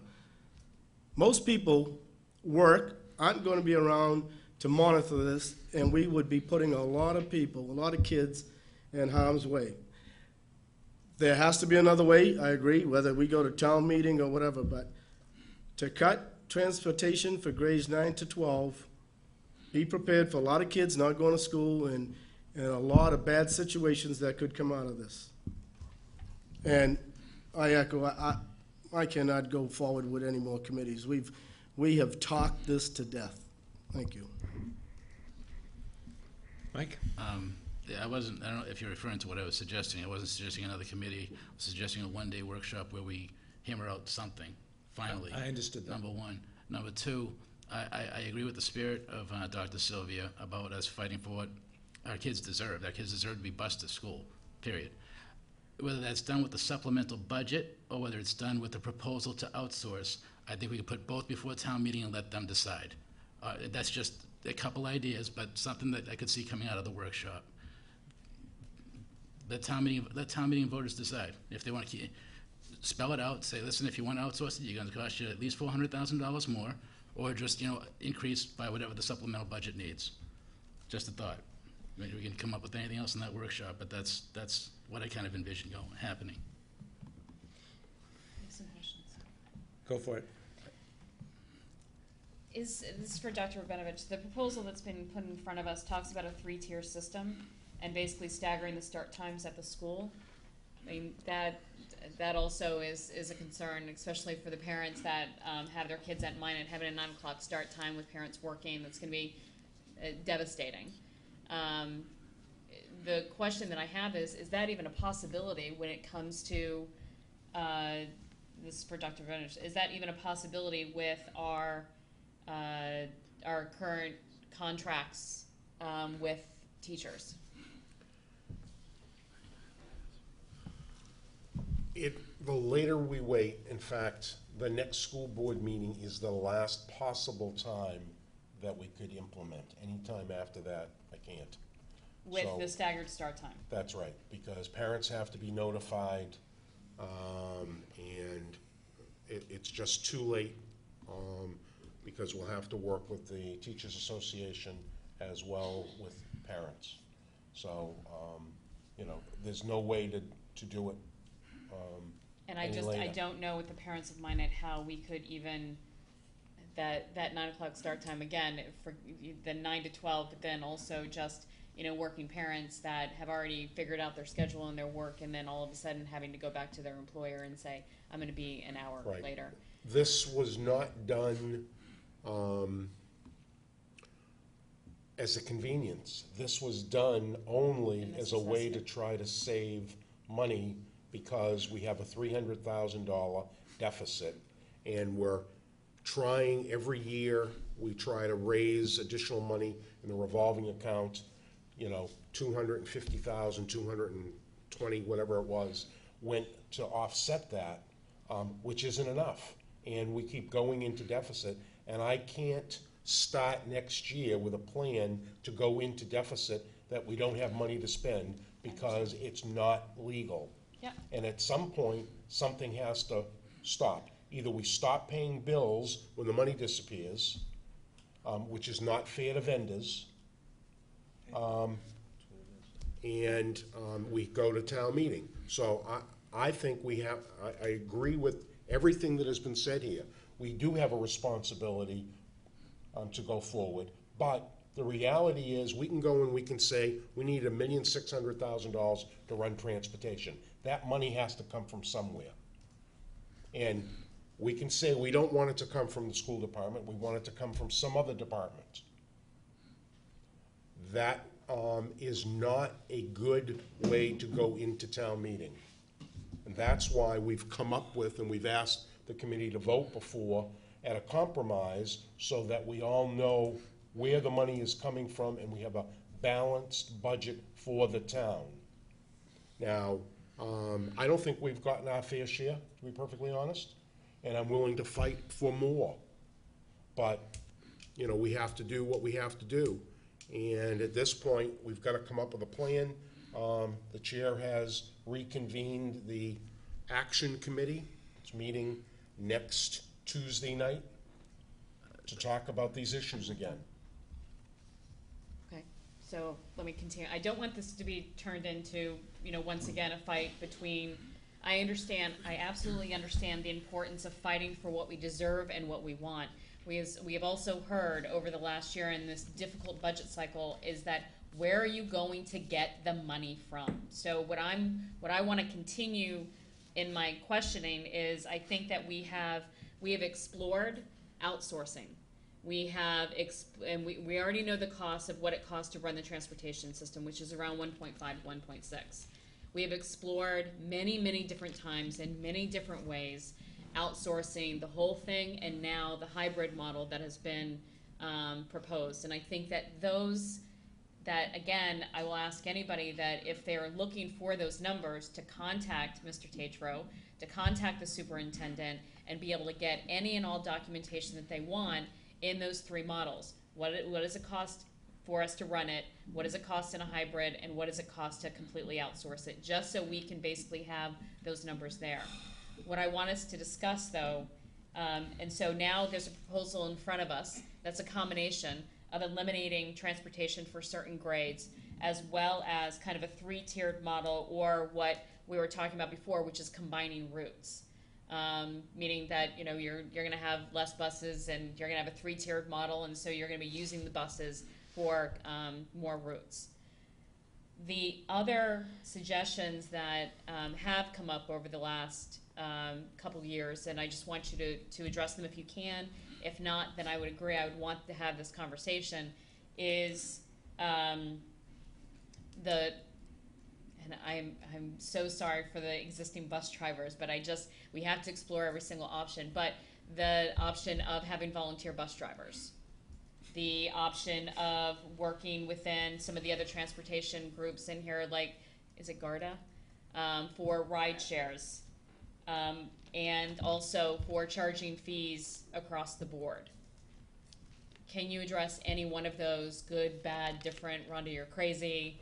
I just want to be able to have every single conversation out there, so then, you know, and if we've already explored them, great, then let's just, at least in the spirit of transparency, get out what we've done when exploring those options, so then those also could be put to bed. May I talk about the fees? We have approximately 3,000 students.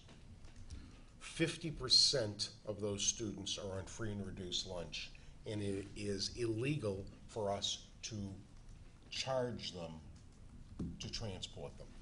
So right there, we're now down to 1,500 students. Out of that 1,500 students, about 20% of those students are special needs. We cannot charge special needs students.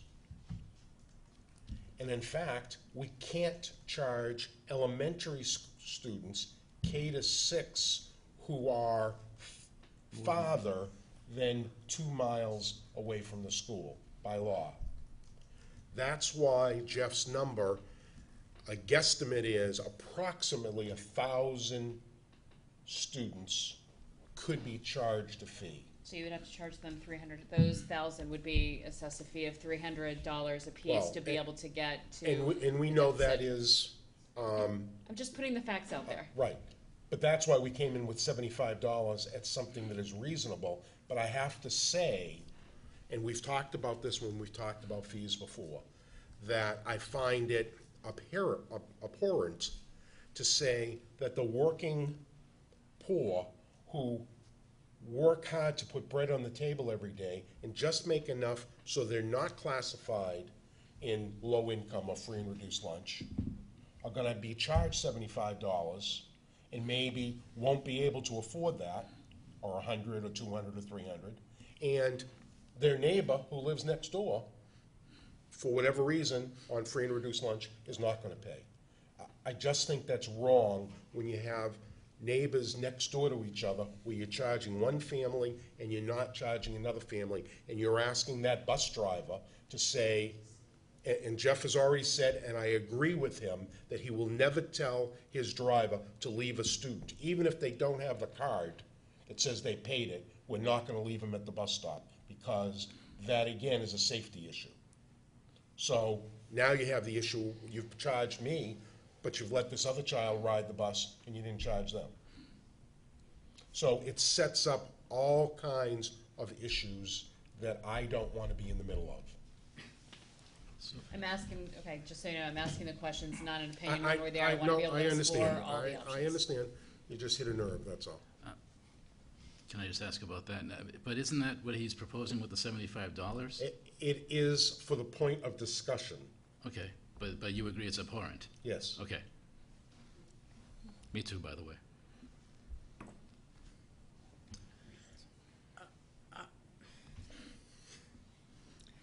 I just think we have to get, and I include myself in this, off our moral high horse.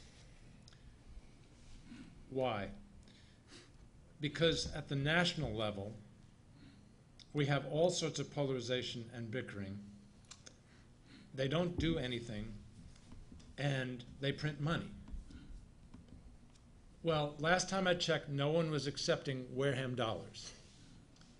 So no matter how much we may emotionally feel that something is abhorrent, and I share in those feelings, the buck stops right here.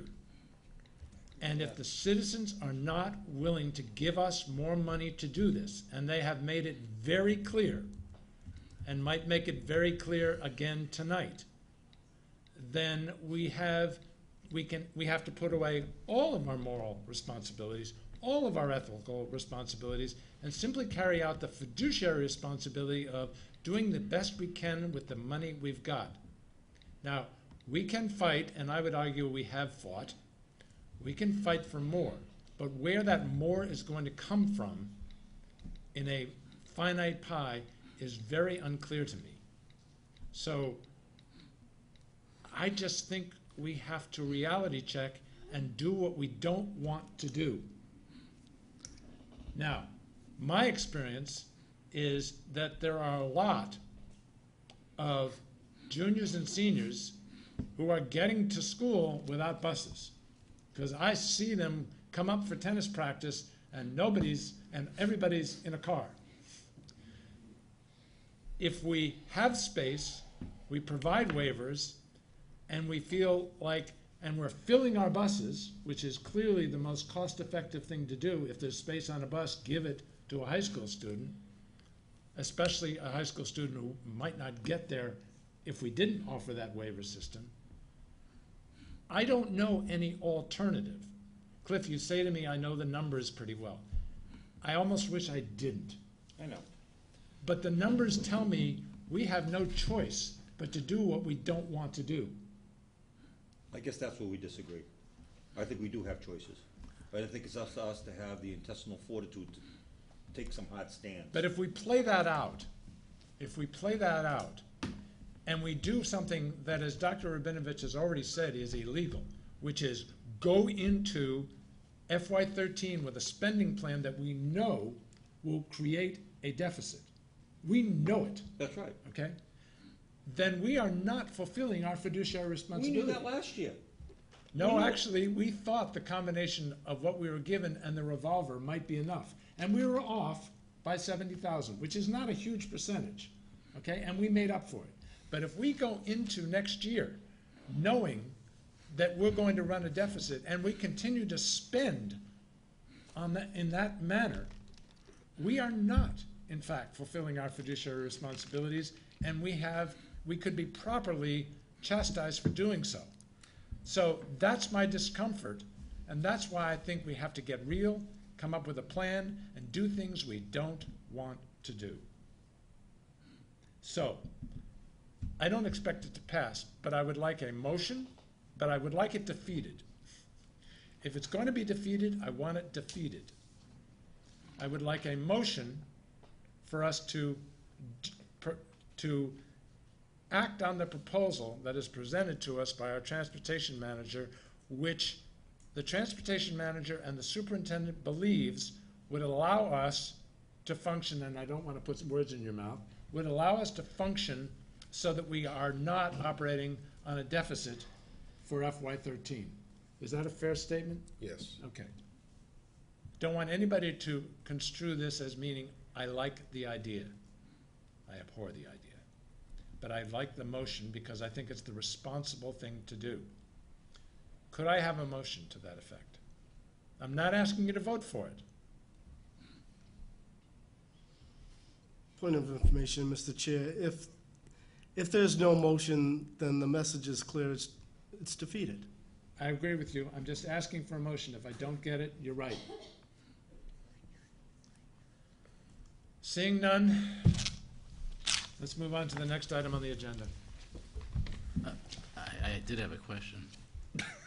That's allowed. Okay. No, there's no motion. Well, no. No motion There's is no made motion. Well, for no, discussion. I had a question. Go ahead, Mike. Before you go. Go ahead, Mike. Yeah. You bring up the point all the time. You say, where's the money going to come from? Well, where does the money come from when Upper Cape shows up? All right. Where do we get that? That's a decision by the voters. That's right. So if we put this before the voters, they'll either figure out a way to get the money or they'll shoot it down. And I think that, to Dr. Sylvia's point, that's the route we should go with, either a supplemental Absolutely. budget or, and outsourcing, and give them the choice. And if they shoot it down, then we've got, The problem with that is that if they shoot it down at the end of October, and we've been spending since July 1st as if it was going to get approved, we have an even bigger problem than we thought we had. but we haven't done anything tonight. So are we gonna have a workshop? What are we gonna do? Mr. Chair, the proposal that's put in front of us is absolutely an action item, is something that might have to be done by this committee. I'm uncomfortable making the motion on exactly what this says, only because that we've been talking about whether to do something or not do something. Do something meaning make the cuts, increase fees, or do nothing at all and just wait for town meeting. I would like us to be able to have a debate and a discussion on exactly what this proposal is and what could we, even though we all don't want to, but could we, just hypothetically, what could we live with?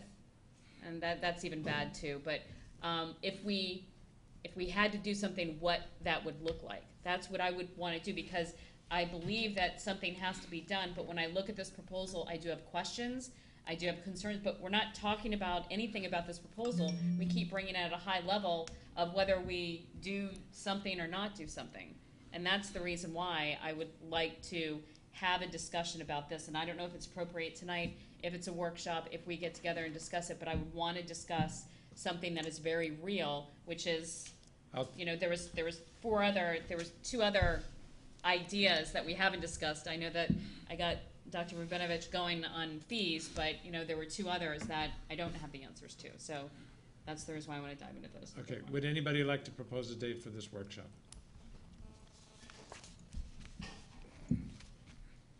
Or can it be put on our next agenda? No, I don't want to. Our agendas are always too full to allow a long workshop type activity. Even our summer agendas, really? Usually they're, well, I can't say usually they're less because they haven't. They haven't been. I don't have the next agenda fresh in my mind. Neither do I, I'm not sure. Thursday, we're gonna talk about it. Mr. Chair, could I ask a question on this very subject? It is a question, Sure. legitimately. Even if it wasn't, that's No. okay. All right, let's play out Mike's idea, and let's say that, we go to town meeting, we do our thing, and whatever the case may be, and it gets shot out of the water, okay? So using that as a premise, couldn't what was being proposed here this evening be proposed at a later date? It doesn't have to be done in September. This is something that could be done at any time if we're simply not gonna transport 9 through 12. That's my question. Yeah, yes, it could, but the problem is the later you implement it, the less effective it is in terms of saving money. Yes, I know, but I mean, you probably got a month between September and October, and yes, you won't save as much, but you still could implement this as a cost-saving measure. You could. I'm trying to imagine a parent who's planning for the year, listening to this conversation, Right. cringing. Well, I guess what I'm saying is there are some options still open to us. Yes, and if we got the McKinney-Vento money, that would be helpful. Absolutely. The problem is that none of that does anything for an aging fleet. The one of the big virtues, although there's still a lot of miles put on them, is taking 10 buses off the road obviously takes pressure off the fleet. I understand that. I don't really want to put it on the next agenda. We could look at the possibility and get back to you, but I was hoping we could find a Saturday morning or another evening or something that would work. I know how busy people are, and Mr. Chair, Yes. No, I'm set.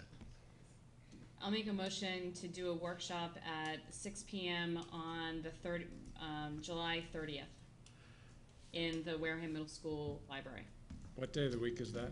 a Monday. That's a Monday, I can't make it. August 1st is not a meeting, correct? Michelle, we are not meeting on August 1st? I think it's the No, we're not meeting Yeah, on August Can't make 1st. that one either. We have, the 8th, I think, is when our next meeting is. All right, the 8th is the next Wednesday that we're meeting. So There the is, 1st is a possibility. first is but- not a possibility because Cliff can't make it. No, you guys can have your workshop without me. You guys know how I stand on this, don't, if you have to have a workshop, have a workshop. Can everybody else make August 1st? I think so. How Yes. Ken? many people came to the 31st to our action committee meeting? I don't think that's what this committee has in mind. Ken, does August 1st work for you? I don't know. I don't have access to the calendar, but 6 o'clock, you said? what's that, a Wednesday? Yeah. Yes, What time is your It's next action Wednesday. committee on the 31st? Next Wednesday? 5:30. The advantage of August 1st is the action committee, so-called, will have met at 5:30 the day before, and we'll be able to report out. I'll see what- if I can change my schedule. Thank you. All right, so, Michelle, would you post a workshop for transportation only for 6 PM on the August 1st? And where the library, is that what you said? And let's use the library here. I don't think we Can you need, make it 5:30 or is And we don't that's need pushing a it? television. They might be pushing it. excuse me? 6 o'clock is better than 5:30? Yes. Okay. Okay, Do we need a motion? I made a motion. I don't actually think we need a motion for that, for a meeting, do we? Do we need Jeff there, and can Jeff make it? Jeff is always welcome. Can you make 6 o'clock on a week from tonight? Yes. For the first hour, how's that? Thank you. Jan, you're on. Thank you. And Jeff, thank you very much. Thank you, Jeff. Thanks, Jeff. It was an outstanding report.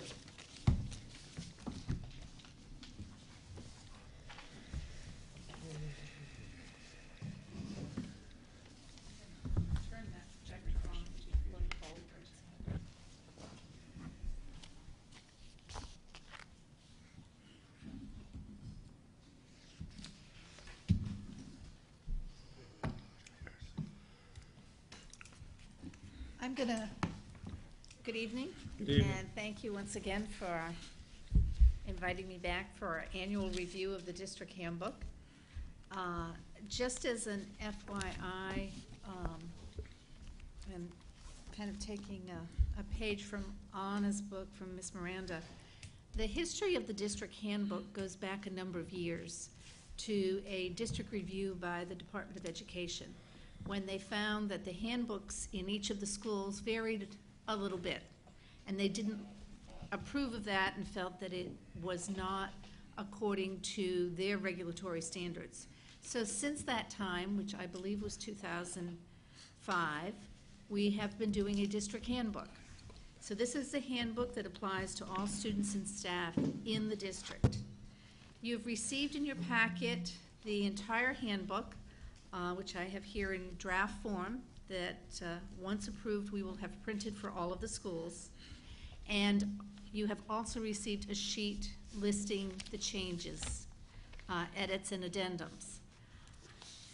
I'm going to mention a couple of them and point them out. I have the old handbook with me as well, this past year's handbook. And then, after pointing out just a few of the changes, I'll answer any questions to keep it as straightforward as possible. Obviously, the table of contents was updated. You see in the first change there's a wording change to the non-discrimination statement. This is a statement given to us by the state. It is something according to the Civil Rights Act that we must include in all books, and the terminology gender identity has been added to Title IX by law to any non-discrimination statement. That is the only change there.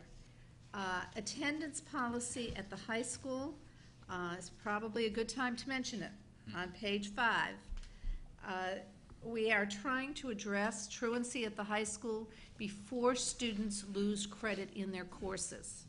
And this is something that Mr. Palladino and I have worked a great deal on and have been looking at a number of different things, including grants and programs that would keep our students in school.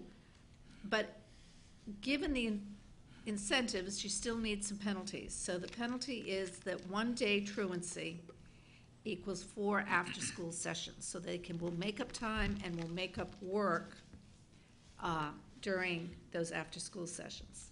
That is a change. Excuse me, Jan, what was it changed from? It said 5. In other words, after 5 days of truancy, then they started to receive detentions. Now it's after 1 day. So we're trying to nip it in the bud. Thank you.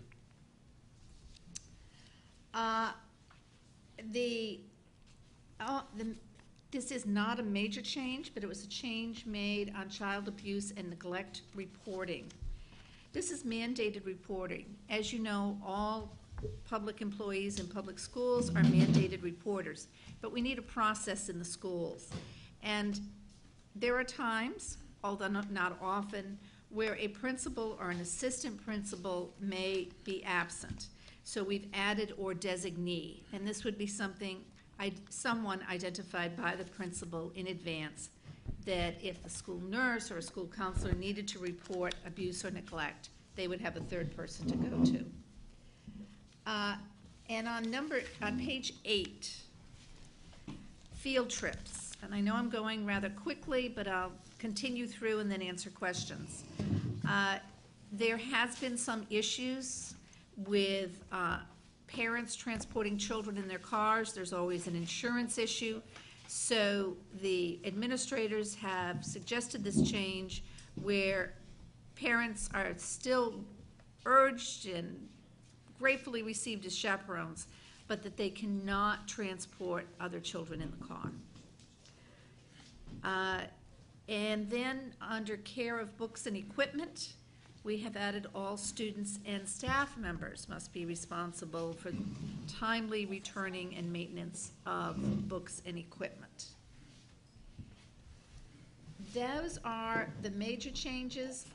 The only other change that I will point out to you, that isn't directly related to law, such as FERPA, is if you go to page 12, you'll see there used to be a heading, right to privacy, before appearance. We're not sure why that was there, but we've removed it. It just didn't make any sense linguistically or coherency. I do want to point out that there has been a memorandum of understanding with the Wareham Education Association, and so number 4 has been added to appearance. This is from the teacher's contract. Standard of dress for staff shall comply with the following guidelines. Members are expected to dress appropriately for a school setting using business casual guidelines. And that brings us to the end of the changes. Everything else is policy, and the only policy that we're still waiting for review is search and seizure. It's been reviewed and it's gone back to the policy committee, so that will have to be an addendum later that will be added to the handbook. Questions? Yes. But I do, but I'm all set. Ken, all set? Mike? All set. Rhonda? I'm just looking for the search and seizure. I have this memory of discussing search and seizure. Did we not approve it and send it back? Correct. Is that what happened? Yes. Yeah. Okay. There was a legal question about searching students' cars in the parking lot. You're right, thank you. Now I remember. Right there. Rhonda, you all set? Yes. I highlighted several of these things. You've addressed most of them. I must confess, I was actually uncomfortable, believe it or not, adding or designee to the child abuse, because it seems to me it's so important, and there's no designee in other areas, meaning that the principal and I think there was another individual, maybe the AP, had to be involved, and all of a sudden there's a or designee. Are you really, Dr. Benovich, are you really comfortable in this kind of situation, just letting someone designate someone to? This was loudly and probably the lengthiest of discussions among the administrators. And the Glad to hear that, actually. Yes, and so it was not done lightly. But the concern was, we have several buildings in the district, such as the cooperative school, where there is only a principal, there is no AP. And if the principal is out of the building for a meeting, for a court appearance, for personal illness, there needs to be a designee to report that abuse. It should not wait till the principal returns. So in that case, it would probably be the school counselor, but there needs to, specifically in those buildings where there is not an AP, there needs to be a designee. But it's clear this is to be avoided. Absolutely, Okay, absolutely. all right. I think we need a motion to approve these changes. Yes, you do, so we can send it to the Department of Yes, Ed. and I know there's always a timing issue, so we don't want to delay this. Mr. Chair, point of Yes. order. Yes. Can we delay this vote until Kenny gets back and went to get his meds? I think that's perfectly appropriate. Anything else you'd like to share with the committee on this subject? I just would like to say that I think, Oh, I'm sorry, I did have one other question. okay, On the subject of appearance, yes. can you address, and maybe you're not the right person to, and you can defer to Dr. Rabinovich if you'd like, the extent to which the appearance policy has been well implemented? I think there's always variations on that. We take, whatever chance we can to recognize good appearance and refer to principals, anything we observe. I think the principals are trying very hard to implement it. When you make your rounds, Dr. Rabinovich, when you make your rounds, are you ever concerned about what you see? Let's clarify, are we talking, Staff? no, I'm not concerned with what I have seen for staff dress. Okay, I have a follow-up question. fine. I know after we addressed at the policy review, or no, I'm sorry, it was actually here because it was part of the contract, the whole concept of appearance and putting that into the contract. One of the next step was going to be looking at each one of the procedures within each one of the schools and what it would, what the, I don't know, disciplinary action is the right word, but, how it was going to be addressed if, first of all, what the idea of appropriate, because we tried to get stronger language in there, but it's appropriate dress, how that was going to be defined through policy, as well as if it didn't follow that, how someone would be reprimanded for that. Has that been done in the schools? I think I'd defer to Dr. Rabinovich because we're moving into personnel issues, which there's a certain amount of confidentiality, so. Dr. Rabinovich? I'm asking about procedure. Let me just talk about that a little in a general format. So there are many things that are contained within this handbook that are necessary to go over with staff and highlight.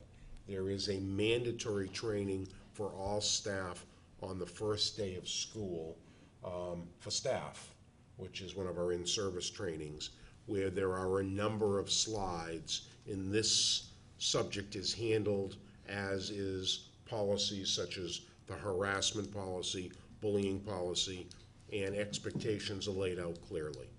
And anytime employees are given clear expectations, and if someone should not live up to those expectations, my expectation is that the proper procedure will be handled diplomatically by the administrator in charge.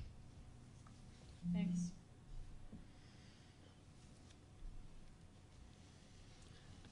Okay, I will take a motion to approve the changes to the district handbook. So move. Second. Okay, is there any further discussion? All those in favor? Aye. All those opposed? Abstain? 500. Thank you very much. Thank you. That was the fastest handbook discussion in record. Well, I remember when we didn't have the list of revisions, and I it's know. extremely helpful to have those. Yes, it is. Well, I want to thank Elise Katerius in my office who You thank her does a the lot. She must be painstaking- very valuable. She's very valuable and very detail-oriented, so two excellent qualities. The procedure to approve schedule of bills payable. This was an interesting process. I want to thank our colleague, Mike Flaherty, for pushing on this issue, because he has recently attended, I guess, one of the new committee member Orientations. orientations through the Massachusetts Association of School Committees, and he was given different information than our town accountant gave. And I connected also with the executive director of MASC, also spoke with and introduced myself to the town accountant and welcomed him. The bottom line is that the law clearly states not only payroll but bills. That's the term it uses. So in my opinion, while I think MASC provides a valuable service to the school committee, we should take direction on this issue from our town accountant, because he's the one legally responsible for the payment of bills, and he is quite comfortable, and so am I after listening to him, that it is quite possible for us to designate one person and theoretically a non-member to approve the bills. So as it stands, and we waited because we wanted all members here for this discussion, as it stands, we're operating on the status quo. Anna, thank you for coming back to the microphone.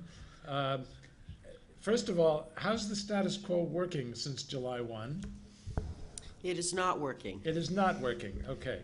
Do you have a recommendation for how we could make it work for you and still be within the law as defined by our town accountant? I would be very comfortable with a recommendation for that designates 3 school committee members who can, on a rotating basis, come in and sign the schedules. And key to this is Wednesday. There are timelines here, you know. Right now, I'm not sure I understand what you mean, key to it is Wednesday. Wednesday. Right now, we currently have $56,000 in payables up on the table that you're signing off on. Some of those warrants were issued July 13th through the 18th. The very last possible moment that we can send these signed schedules up to the accountant to allow time for their review and their input to issue checks for the following, and then it's the following week, Thursday. So right now, we have some businesses and bills that did work for us back in July 13th that we haven't paid yet. Okay, so just let me be If clear. we require 3 signatures, and if it's difficult for 3 members to physically show up in a timely manner, it has to be the very late, But ideally, I Wednesday. understand, but I want to understand your proposal. Are you saying that we would designate 3 individuals, any one of which could sign a warrant and have it be passed on to the town accountant? Yes. Okay. That's your proposal. Do you agree with that proposal, Dr. Rabinovich? Yes, I do. Okay. Could I have some discussion or a motion, either one, with respect to that? Mr. Chair. I think, plain and simple, is if we went with the procedure that the chair signs or his designee. You don't have to have 3 people. So if the chair was signing these warrants and couldn't make one week, it's very easy for you to reach out, as you've been, to the other members. Can you do it this week? So it's the chair and his designee. There's no need to have commitment to the same 3 people on a rotating basis. I think the proposal says that you can have 1 signature. I Yes. mean, I would be comfortable with a motion saying the chair signs the warrants or his designee at any time that you can do it. Because you did state at a meeting 17 days ago that you were available to sign. Anna, you had a comment on the proposal? Yes, the reason I selected 3 was that we could very easily have a scenario where the chairman and the designee is not available.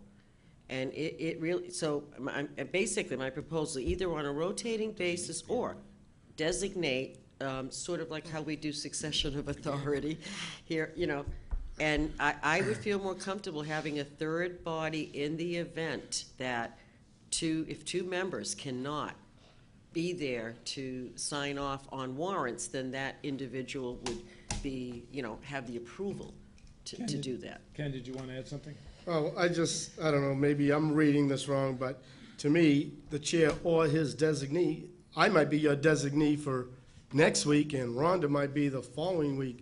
I think when you state it like that, that's open to anyone, because it says or a non-member. I don't think you need to identify the committee members. That's the only question I have. Does the law require you to identify a specific person? When I inquired of the town accountant, he basically said to me that the vote should include individuals. I see. Name the That's the individuals problem. for a matter of record Or designee doesn't that work. are Okay. approved for the warrants. Well, Then- Mr. Chair, designee works if you put yourself down and then the other 4 members as designees, but that could change on any, you just put all 4 committee members as designees, and that covers it. Yep, I'm perfectly comfortable with that. yep, that covers it. I mean, the main thing is the vote should say that you only require 1. There are many schedules you saw before you. We had one signature or 2 signatures. We could have sent those bills, you know, upstairs to get processed. So, It's getting the 3 has presented challenges. I will take a motion that states that the school committee authorizes 1 member to sign the warrants, and that member will be chosen by the chair. No, that's not for the motion. Mr. Chair, may I make the motion? Please, go for it. My motion is that, I make a motion that the chair of the school committee signs the warrants or his designee, which will include any one of the remaining, the 4 members of the committee. So, So we can specify by name that the designees are the remaining members of the committee. I Yes. You can name believe them that if would you be want. acceptable. And we'll have to name them, it sounds like. yes. Second. Okay, I hear a motion and a second. Any further discussion on this critical piece of? Yeah, I don't know why we didn't vote on it in the previous 2 meetings, but I mean, I disagree with it, but I don't think we should have held up the vote. I was in Monday and Friday, signing the papers, but if I understand the motion correctly, no matter how many people you designate, you're still only requiring 1 signature. That's correct. I disagree with that for the same reasons I did the first 2 meetings. This community wants accountability. They want checks and balances, and I think this is literally a willful abdication of our fiduciary responsibility. That's quite a phrase. Well, you know, I Mike's practiced got- that one. Mike's got one. He A doesn't- willful abdication of our fiduciary responsibility. And that's, we've discussed a lot about fiduciary responsibility tonight. And I want 3 signatures on there, one way or another. And I expect to lose, but that's my vote. Through the Madam? chair, I have a suggestion maybe that might, there are 2 copies. Currently, if you notice the little clips that I've been putting on because I am deathly afraid that you're gonna mix up the invoices somehow, because basically, you know, 2 copies, the original invoice by law is what, the copy that goes up to the accountant's office. Those are the schedules you have in front of you. We still have a full copy, so if it's a matter of, so that the committee can be fully informed, I could still bring the copies, as we've done, so that everyone and anyone can view them, sign off on them if you want. Yeah, but that's after the fact, right? The bill's already been paid, right? That misses the whole point, I think, but it is what it is. Rhonda, any thoughts? What is I'm trying to figure out what the middle ground is of what is the alternative. So this is not working for our administration. It's not working for the accountants. It's not working for the individuals that need to get paid. We only meet, if we were a body that met weekly, then this wouldn't be a problem whatsoever. I was just gonna say, that's the. Right, if we met weekly, it wouldn't be a problem whatsoever, but we don't. So it's, you know, I don't think, personally, I'm trying to figure out what, I do want oversight in it. I would like to see the copies. I wish we didn't have to make copies, because can't we just scan and, but whatever. But you do copies regardless, right? Legally, you have to have You two have to have two copies, copies, accountant's of course. office and our office. Mike, would your comfort level increase if there was a threshold above which there were more signatures? Do you really want 3 signatures on something that's $300? I want, if we're paying bills, I want 3 signatures. For example, there's been, a claim made that, well, I won't even go there. Never mind. I want it on the way we've been doing it forever, the way I was told about it in my orientation, the way the Department of Revenue guidance suggests. It doesn't suggest, it flat out says, that's how I read it. That's where I am, and I'm not. I'm just very matter of fact. I mean, it's just common sense to me. This is. Well, my problem is I come from the business world where this would be considered micromanagement by a board. So I can assure you lots of, in my case, billion-dollar outfits worked far more efficiently without any problems with fraud or lack of transparency or anything else. So I guess we just come from different backgrounds, that's all. But I don't really, I wanted consensus on this. I sense it's going to be difficult to achieve, and we have to, in fact, act. And I am also respectful of management having to make it work. And so I guess we've got a motion on the table. And any further discussion? Sorry, just one more thing. We do have the ability, though, in the cases of, if there is a concern or a question, we have through our administration, the ability to have disciplinary action based on any kind of wrongdoing. I mean, that's just automatic that's there. So, I mean, I agree that we do show, but, I mean, there's big piles that sit here. I mean, going through, we have never gone through, even though I would love to be able to do that, but going through with a fine-tooth comb and taking a look at every single one of these. So, I mean, that's the reason why it's difficult for me to, unless there is some other proposal, and I can't think of it, just as long as there is some sort of rotation, it's hard for me to all of a sudden tie the hands of our administration because of the way that this board is made up. And I think it should be clearly understood, and then I want to just cut this off. I think it should be clearly understood that nothing that we decide tonight based on this motion would preclude you as a school committee member from looking at any bill at any time as often as you like, regardless of whether you're designated or not. Yes, Ken? Just a point being from the purchasing side, electronic signatures are legal. And if we have the ability to scan these and send them to the committee members, then every member can look at it and sign off electronically, and then you never have to go in because electronic signatures are legal.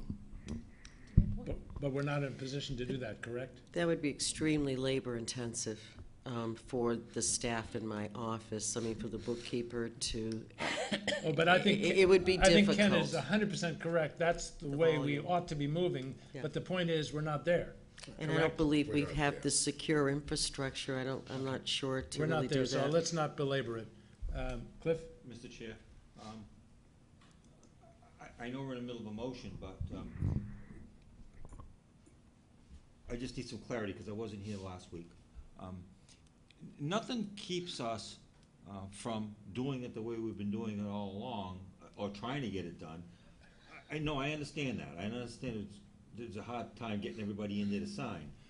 I think there are 2 things working against us right now, the summer being one of them.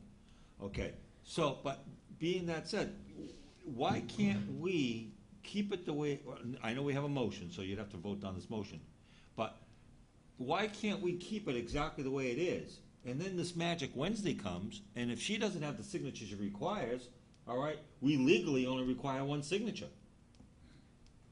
So you could put out, hey, we need 3 signatures for these warrants, but if the magic Wednesday comes and we don't have 3 signatures, then you or one of your designee has got to go in and finish the work. So the policy is One signature is all that's required, but we are going to practice having 3 signatures. but we're gonna make them available for signatures. Correct. Up to a certain point in time. Correct, up to that magic Wednesday. And then when that magic Wednesday comes along, if you still have warrants that are not signed, then you or your designee would come in and sign it. I'm totally comfortable with that as a concept. But you need another motion. No, who, well, you wanna withdraw your motion, Ken? You don't need another motion. Well, yeah, because you got to vote on this one. We're discussing your motion. I'll withdraw. Who seconded it? He I did. think you did. Cliff? I did, yeah. Okay, I'll so, withdraw the second. you wanna make the motion? I don't know what I just said. Okay. Michelle, do you have that? All right, I got it. Say something about make In, warrants by, available to all right, I move that in practice, we continue the practice of requesting 3 signatures on all warrants. If the 3 signatures are not present on the warrants before the last deadline, then the chair or his designee would finish signing the warrants. In other words, yeah, the bottom line is. I don't know what that day the is, that's why I can't Bottom give you- line is that Anna can proceed without 3, Correct, but we will attempt to get 3 Correct. whenever Exactly. possible. correct. That's, I'm sure that doesn't make Mike completely happy, but it's a decent compromise.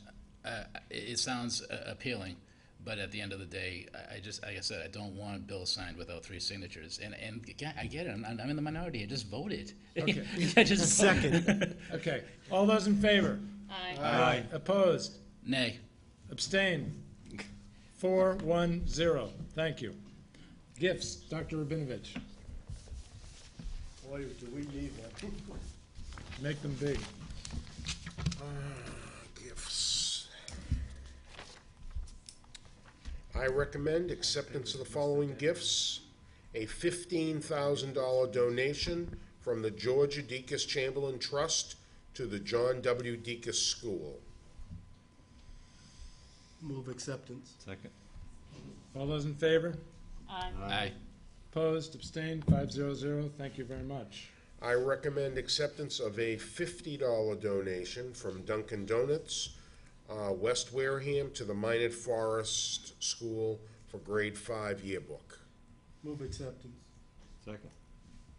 Any discussion? All those in favor? Aye. Opposed, abstained, 5-0-0. That it? That's it. Is there anything else that people would like to bring before the committee? I do. Yes. One thing. And just for the record, and I really don't want to go into detail to it, but I was not present last week. I had a family commitment.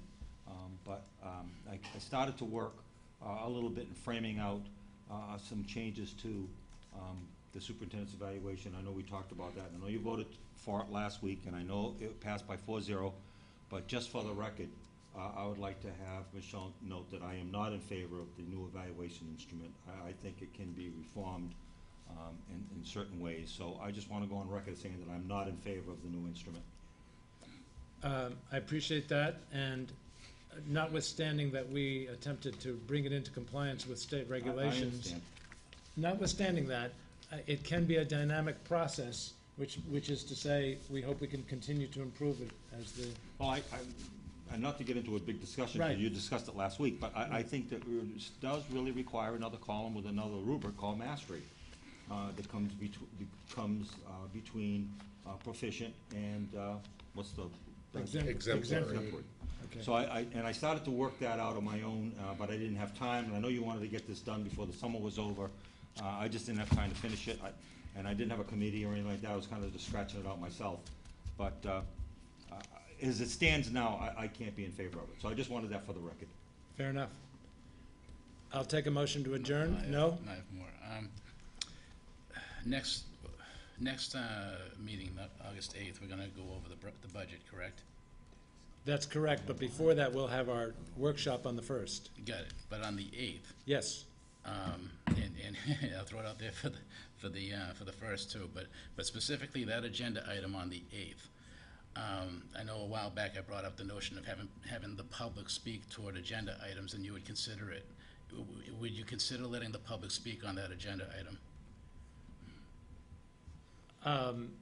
The public is free to, we publish the agenda, Mm-hmm. and the public is not only free, but welcome as part of public participation to tell us what they think and ask questions, and we may not get back to them that night, but we will certainly absorb it and respond as appropriate. But to offer feedback during the discussion or before we actually take a vote on things, will they be allowed to participate? Why don't we put that on the agenda for the 1st, okay? Yeah. And to actually have an active discussion on that. I think it deserves more than just my quick response as chair, okay? Okay. We're putting his item on the workshop meeting? Yes. No, not my item. No, you had mentioned when we had the discussion that you would consider on certain agenda items to allow the public to participate in those agenda items. And I'm asking formally to do that on the budget discussion for the August 8th I know, meeting. and I'm suggesting we make that decision on the 1st, Oh, gotcha. All right. Yeah, okay? gotcha. So it's the conversation about whether or not to allow public participation after the budget discussion. Exactly. Rather than before. Changing the place for public participation. No. No, It he's is. not saying that. All right. He's saying let the public participate at any point during the meeting. During the agenda, well, I was saying for the agenda item of the budget on August 8th. Okay. But now we have this other meeting that we just came up with tonight, and you're saying let's do it then first, I guess, maybe like a trial or something, right? No, I'm not saying that, Oh, okay. because I'm not convinced it's a good idea, We need to have a discussion on it. and I want to have the committee have a full discussion on it before we Okay, make okay. that decision. So we'll decide on the first, I guess, as a committee, Correct. whether we're gonna do that. Correct. On the 8th. Okay, no, understanding full well that it's sort of non-binding. I mean, the chair can decide whatever the chair wants. The chair is the traffic cop. Yeah, I don't like playing that role, though. I mean, I don't feel like a king, don't want to be a king, so, so I would like a sense of the committee on the subject Okay, before we proceed, that's all I'm saying. okay. And I have one last thing. Yes. Actually, as I was coming out from voting today, I bumped into someone and I was talking to them. You didn't vote often enough, by the way. But I need an answer to this, to the superintendent. I was told, and I didn't know this, but apparently it's true, that anybody can go to your office and ask for the contact information of anyone in the school. Is that true? Like email addresses, phone numbers, What you're referring to is that we had a parents group come forward and request email addresses of the parents in their school so that they could communicate by email. And that's And allowable? yes, that is, by law. By law? Yes. So when I fill out my forms, I mean, this should be on there somewhere, that let people know that information is publicly available. And it is in the handbook, Yeah, and after the there will fact. be a letter going home in September that asks for people to opt out of that, as there was last year. Okay. We had to send home to parents the option to opt out, because, for instance, last year it came up because 2 charter schools came to our office with a letter asking for all of the student information to send letters home to parents, as well as Upper Cape comes and asks for that information, and we have to provide it. It is part of the law. But, so anyone can walk into your office and ask for what information can they ask for? Anyone I would classify as wrong. Somebody that has the right to the information for what they're using it for. Okay. Is that subjective or objective? Or? Yeah, it is subjective, and it's in my view. it's in your view. Yeah. And what information can they get, potentially? It is what is known as the student directory, which is name of student, phone number, address, and again, it's only given to people who are part of that school, But not to other schools. That's amazing. I mean, that's chilling. But it's the law, you're telling me. Yeah, I'll get your copy of the law. Oh, man. All right, that's all I wanted to know. Mr. Chair, Yes. does anyone have any information on the vote? I do not have numbers. What does it say? 0 for 4. 0 for 4? We lost every initiative? We need to end this meeting. I don't want the numbers. No, we don't want the numbers. Excuse me, I'd like a motion to adjourn. So move. Second? So Second. second. We're adjourned. Thank you.